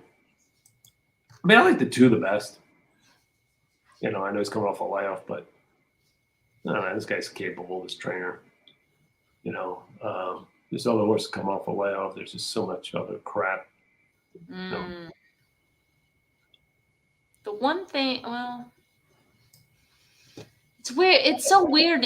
This is such a weird time of the year as well, because it's like I see like a few of these horses that are at Indiana right now. They're like Louisiana breds coming off layoffs, and it's like they're pointing in the fairgrounds. Yeah. You know what I mean? It's like that horse there, the 2. It's like he's an Arkansas bred. Oakland Park it's not right around the corner, but it's not right around the corner. And then they, so then they're bringing this horse back after the 120-day layoff. They're going to run him for a tag. It's like, are they trying to get this horse claimed, thinking somebody's going to want to pick this horse up for Oakland? It's like, it's so, when you just start thinking that way, like what are they trying to do with these horses, right? Yeah, it's a mess. Yeah. And it looks like, the 4, it's like you'd think they would be like trying to give that horse away. Like, I think they'd run him here at Churchill, try to run him for like 30 and have somebody claim it. Coming off the ouchie and everything. I know. Hi, Frost. Hi. Yeah. It's a crazy race. Race that goes.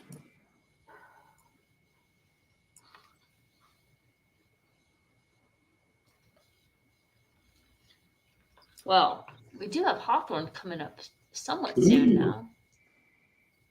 Oh.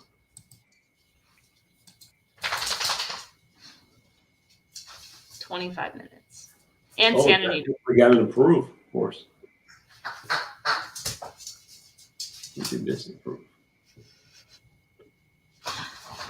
At Hawthorne? No, at Gulfstream. Oh, Gulfstream? Yeah.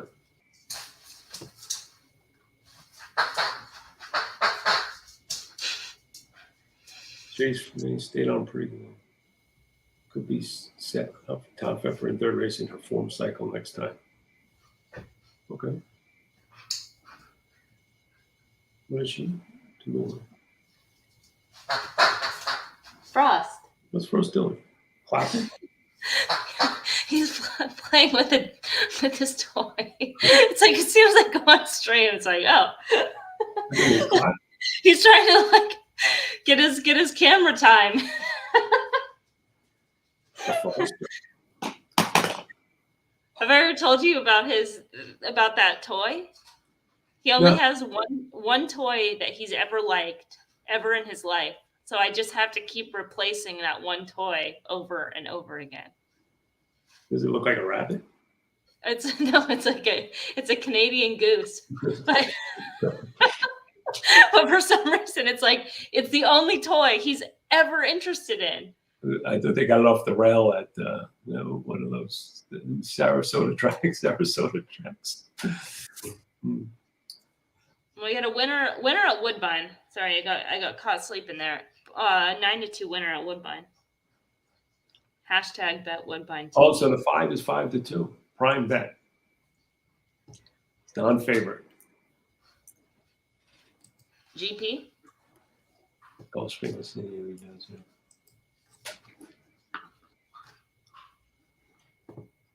See a pre-race plus at Belmont right now.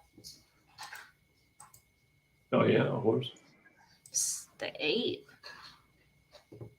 Who is that?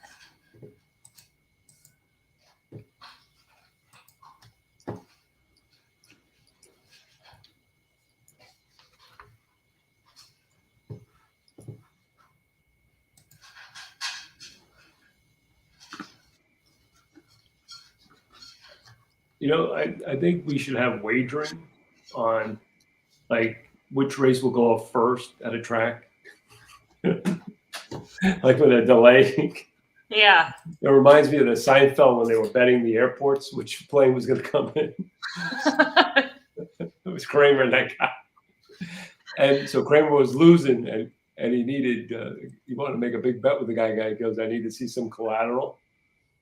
And he got Newman to bring the mail pouch that Son of Sam used because he was a postman. That's such a sick show, man. David Berkowitz. Yeah, well, we had that yesterday because the tournament, the mandatory races was the Belmont race 9, whatever that turf sprint was supposed to go off after the 10th race at Gulfstream, that 2-year-old stakes race. But typical Gulfstream pattern, the Belmont race went off first. That's crazy. So the 5 at Gulfstream? Yeah, that's what I'm.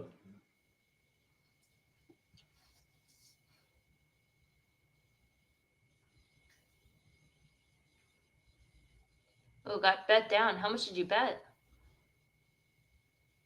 What was his final odds? 9-5. Oh, okay.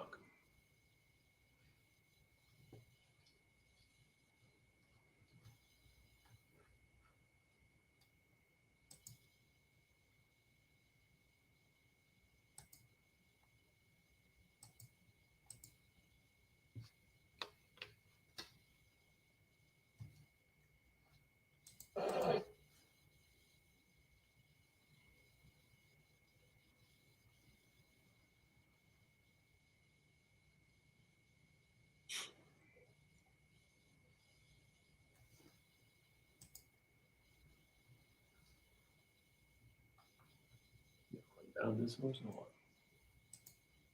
Should get there. It's gonna work for it. He's really motoring now. Gear down. Can't win any easier than that. Yeah. The old improve, Emily. That's a good improve comment. You know, when you say, like, it's because it's got context. By the way, and this is only for Optix notes takers, I hate improves without a comment.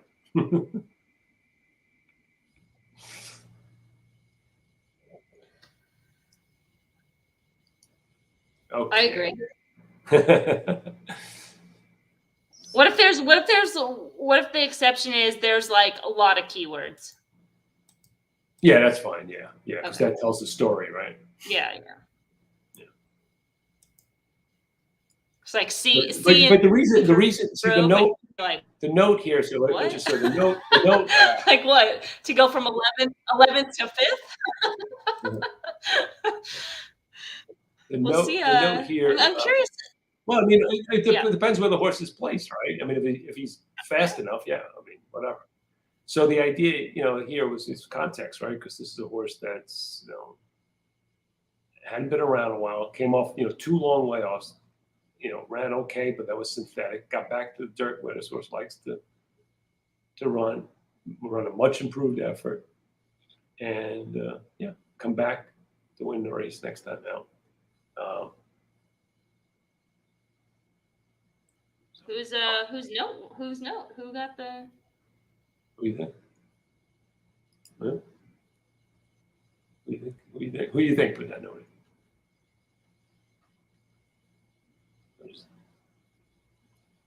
JD. Yeah, I stopped doing Gulfstream a couple weeks ago because Ron needed to pick something up, and I was doing something else at the time. So he's got that till the season starts, December. Okay. Yeah, And then so you're I'm gonna back be doing. on it. Yeah, I'll be doing Aqueduct and Gulfstream this winter. It's it's one of the hardest meets to do in terms of notes, just because it used to be. It's not as bad as when you used to do it because there's not as many horses. Yeah, but it's still a grind because it's 4 days a week. There are a lot of horses. There's 5 a lot days. of races. 5 and days. and then you do have the different surfaces and things like that. So I mean, That's why I wanted to do. It's not that we. No, go ahead. That's why I did it this summer, just to kind of get acclimated to the synthetic and get a feel for it. Yeah. So, yeah. Plus, it's not that we change the quality by any means, but it is one of the biggest tracks that our users play, right? So it's like you gotta have, you really got to be on it and make sure you're not missing anything because I love it. I love Yeah. it. It's my favorite meet, and I do well there. Does this too have one of these trip picks up pieces here at the end? I don't know. I'm curious to see how the 8 runs because that horse just jumped off the track to me. Am I on the right race? Oh, the 6th race. I'm looking at the wrong race. I was looking at the Frizette. Oh, okay. 8 plots badly. Well, Shug is hot.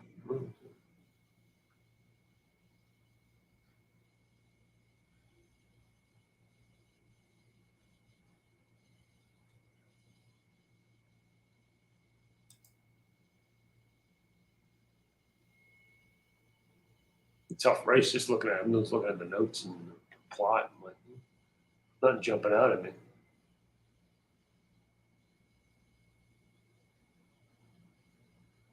Well, at least if this horse doesn't run well, we can put a pre-race plus on it. So if it looks good again, we know it's not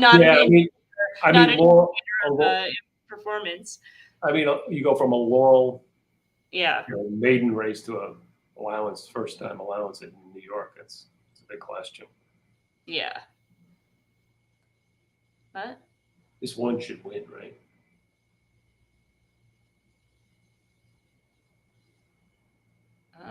Got the right trip. I mean, the one should win. It's under a ride, but obviously responding. 6 is starting to get tight. Well, maybe not. Yeah, 6 is starting to get tired. Oh, 6 is coming back. I think Speed's doing pretty well. Yeah.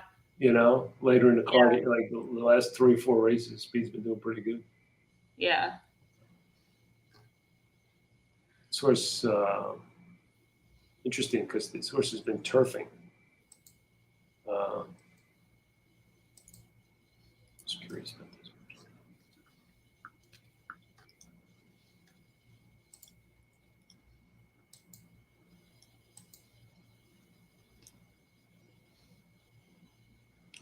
When's Hawthorne up? We're 14 minutes out. Oh, okay. So we'll get the Churchill Race before that. Yeah. Let me see the 6 on that. So, I mean, look at the numbers this horse ran on dirt previously. 91, 83, right?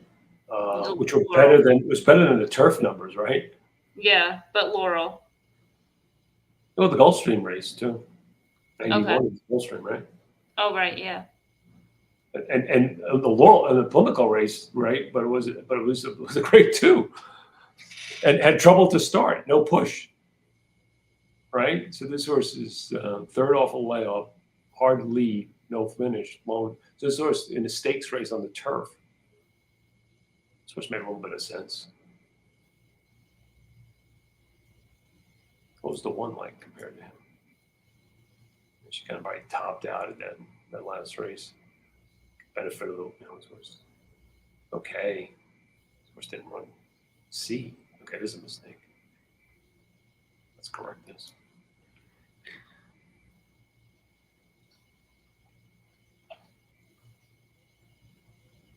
This was a transfer something. Gotta look at this. Go back into this race and look at it. Saratoga 10. Okay.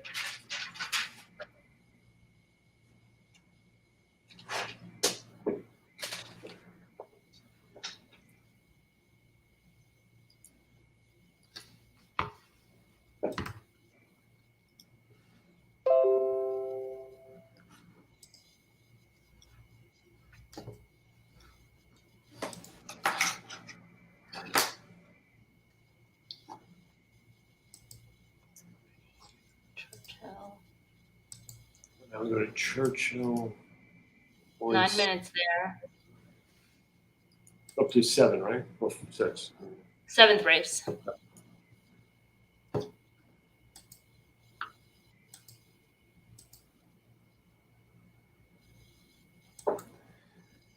All right, so I thought you made sense with your 9, and the 2 was the other one.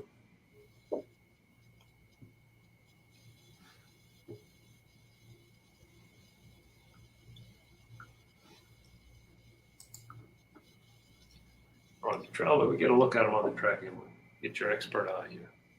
Well, it failed in the last race, so.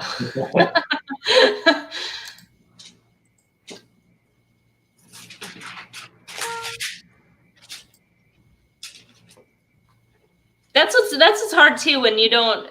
That's why I'm like we gotta note that horse looks good so that. I got it. I wrote it down.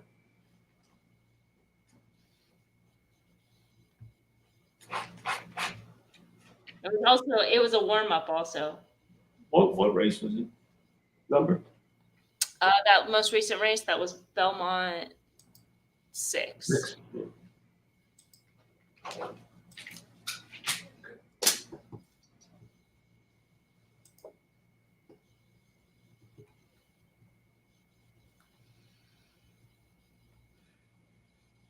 The 2 is 15-1. That's kind of about what was expected. The 9 getting money, which is typically good for this barn. Yeah, I like the 9. You really made a good case for the 9, I think.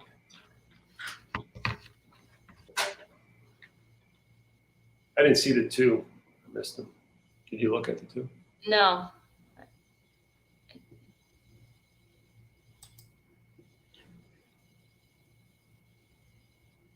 I mean, the number on the 2, at least it's drifting. It was down a little bit lower, but that number is going to be high just because it's so slow coming out of Indiana.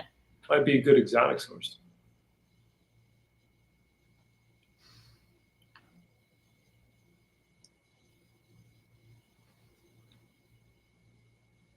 You know, that last race at Belmont, the number 3 horse, you see the name of the horse? Frost Me.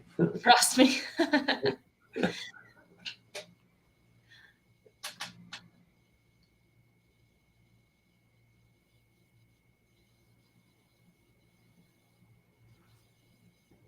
The gang there, I saw the preview of race 9, I guess, and they were really against the 7. Now, as the favorite, and I was like, I'm not saying that the horses is like a key, but I wasn't that negative on the horses. They were. Horse came out of the Alabama and faded, and I don't know. This is the Churchill race 9? Yeah, Churchill race 9, yeah. And they're against which horse? 7. For. I mean, it's like everyone's worst favorite of the day, like favorite to beat. You know, like one of those things. And I was like, don't know. Like based on what was their reasoning? There's the 2 on the track right now. I don't know. I just assumed that they thought that that Alabama race is nothing compared to like what she's running in today. So I don't know. Maybe they just thought that race, even though she ran poorly, would be going to factor in because she's dropping from a grade 1 to.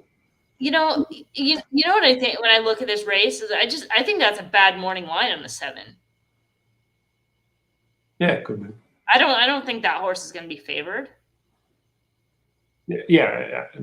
That's why I wouldn't. That's a good point. That's why I wouldn't dismiss the horse, right? I mean, Yeah, the one's going to be favored. Is that who they picked? No, I didn't even see who they picked. Of course, okay. I wasn't paying that much attention. Okay. The only thing I pay attention to is things like that, where I think there's like, where they're like so adamant, where like you have like consensus. Mm-hmm. I look for consensus in those early things because I look to play against consensus. Because if everyone has that same opinion, I'm like, if I'm on that opinion too, I reevaluate it. If I'm not, I'm like, good. It's just the way it is, right? Because everyone's got the same opinion is usually not right. That's what I find. If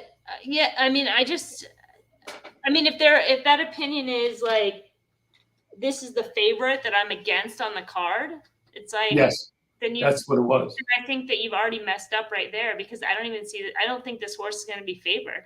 Right. Too much trust. Like what?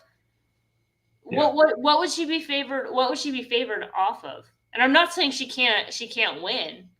I'm saying what about her form makes her is going to get the attention of the public. Just a grade 1 race, I guess. Being in a grade 1 last time.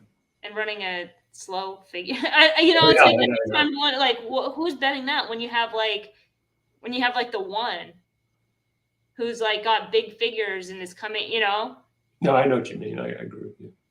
The 5 is another one is like got a big figure over this course. Like that horse could be favored. Or some of the other barns. Brad Cox is a horse, that horse is slow, but. So what do you got for Hawthorne race 1? Oh yeah, let's refresh. Let me bring it up. Yeah, 6 minutes. 6 minutes out. The 8 is currently the 4 to 5 favorite. Wow, but the pools are low, so you never know. Smaller, a little bit smaller. But it does have this huge square and right in the middle of the plot. Yeah. Forget where I was in today's race. Let me pull this up so I have it as a reference. Tips and picks. I'm just quickly looking at it. 9 looks like the play, the value play.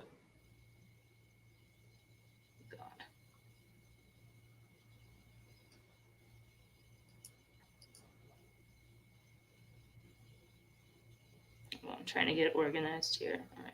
Sure. Not that.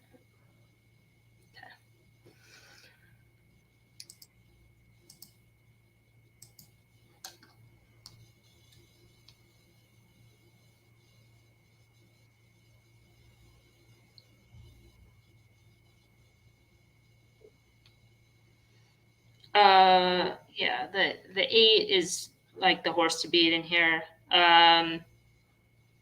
Oh, this is a turf race, huh? Mm-hmm. Yeah. The 9 definitely fits as well. I'm against the 2, so I think it's probably 8, 9 would be like the way to play. Unless some of these other, but against the 2, that other comment on there was like the horse is a runoff, negative visuals, negative response to the whip, flashing tail, flipping leads, just kind of negative signs all around. Right. So 9-8 exact. That's what I'm going to play.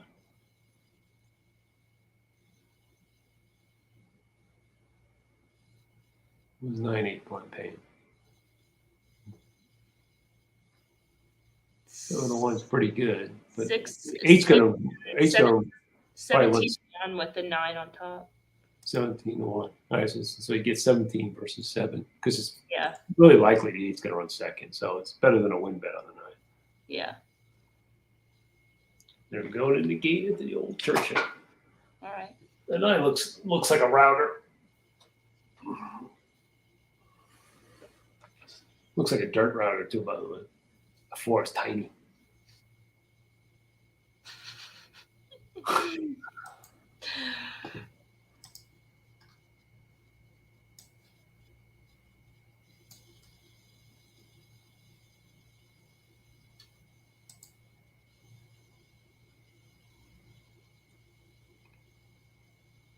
Oh, where'd that go?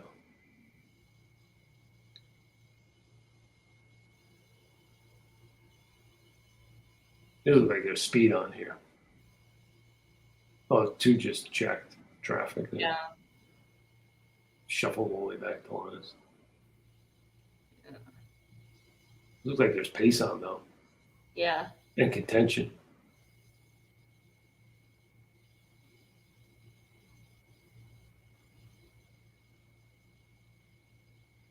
Not too fast, not too slow.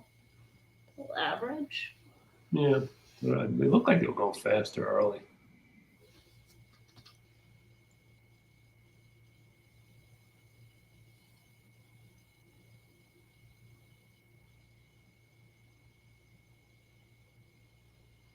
A little bit slower. They're bunchy. Yeah.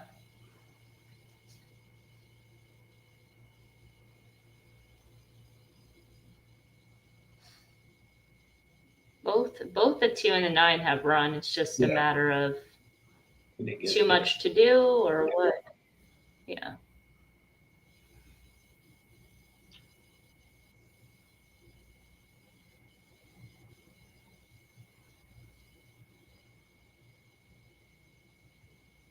Yeah, it's like X flow on both those horses.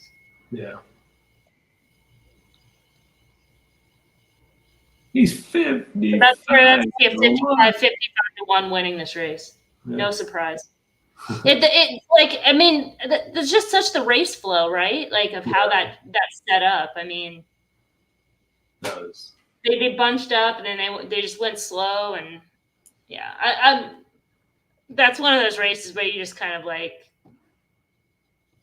the results are the horses that were up front that didn't stay on are tosses, and the other everybody else is like. Does Dale Romans like win one of those races every meet? Like want to meet like that. That was him. Okay. Seems like he wins he always has one of those crazy long shots at Churchill every meet. What's that race? 7? That blew up that pick 6, didn't it? Oh yeah. I mean, you had the right idea with the 2. It was like that type of horse, right? Like some type of price horse, because everybody else was just kind of it was just whatever. chaos. I mean, the 7 was as good as any other horse in this field. Look at the numbers. Yeah. It was just it was a chaos race. Yeah. Definitely another chaos. I mean, it was because it was a sneaky sequence. It was like.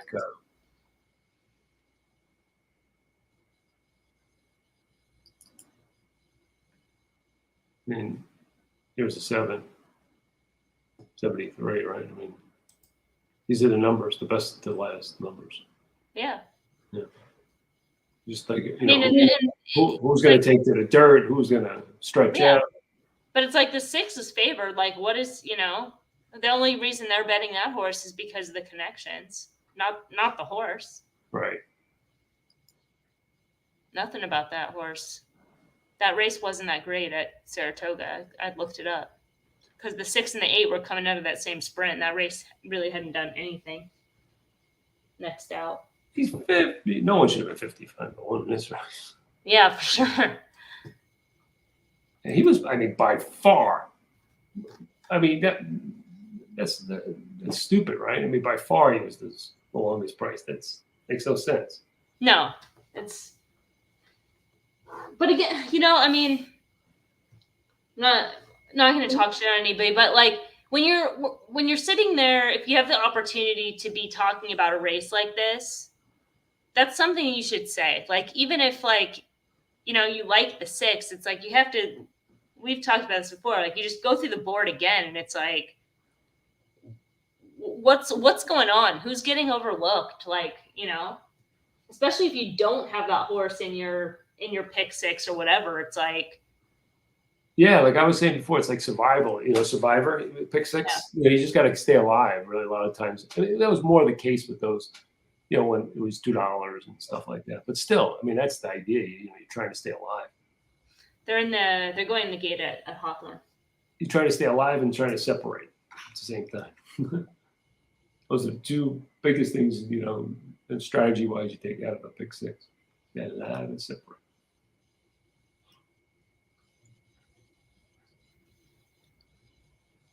So 2 should ensure a good pace.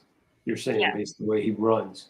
Yeah. So, what I'm thinking is maybe the 8 gets the first run, but maybe the 9 makes the last move on the 8. That's kind of the way.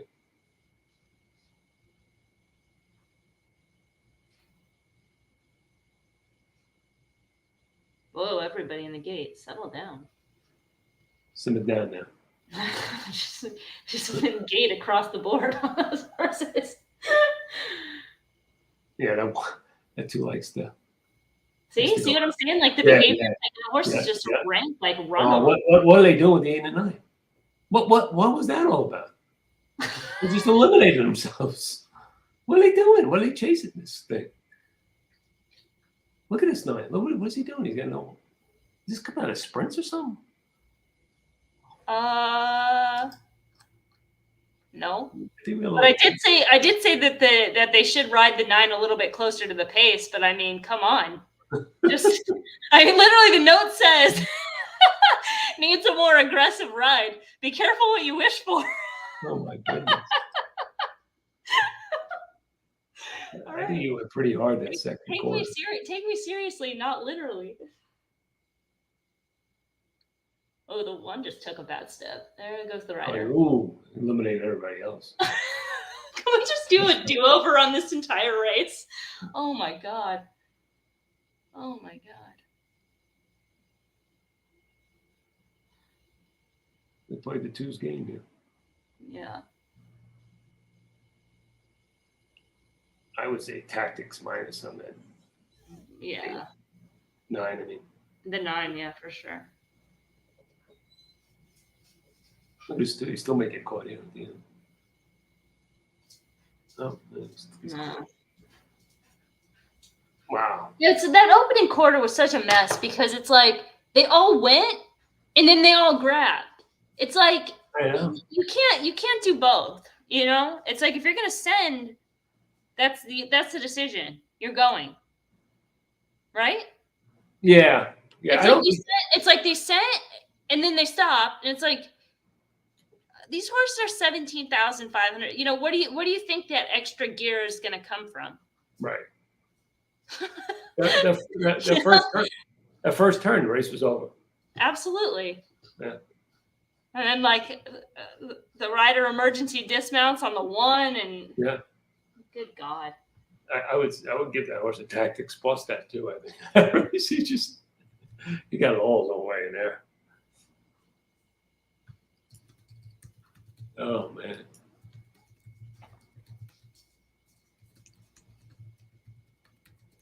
Oh man. All right. Well, I think I'm going to wrap things up here. Okay. Yeah, I'm going to wrap them up. Good luck the rest of the way, everyone. And Keeneland starts next week, so I'm going to do a focus on Keeneland's race. 5 late pick 5 on Saturday. So check that out. Check us out at OptixEQ.com. And thanks for joining. And Emily, good job again. All right. Thank you. Yeah. Keep it up. All right. We'll talk soon. Bye. Bye.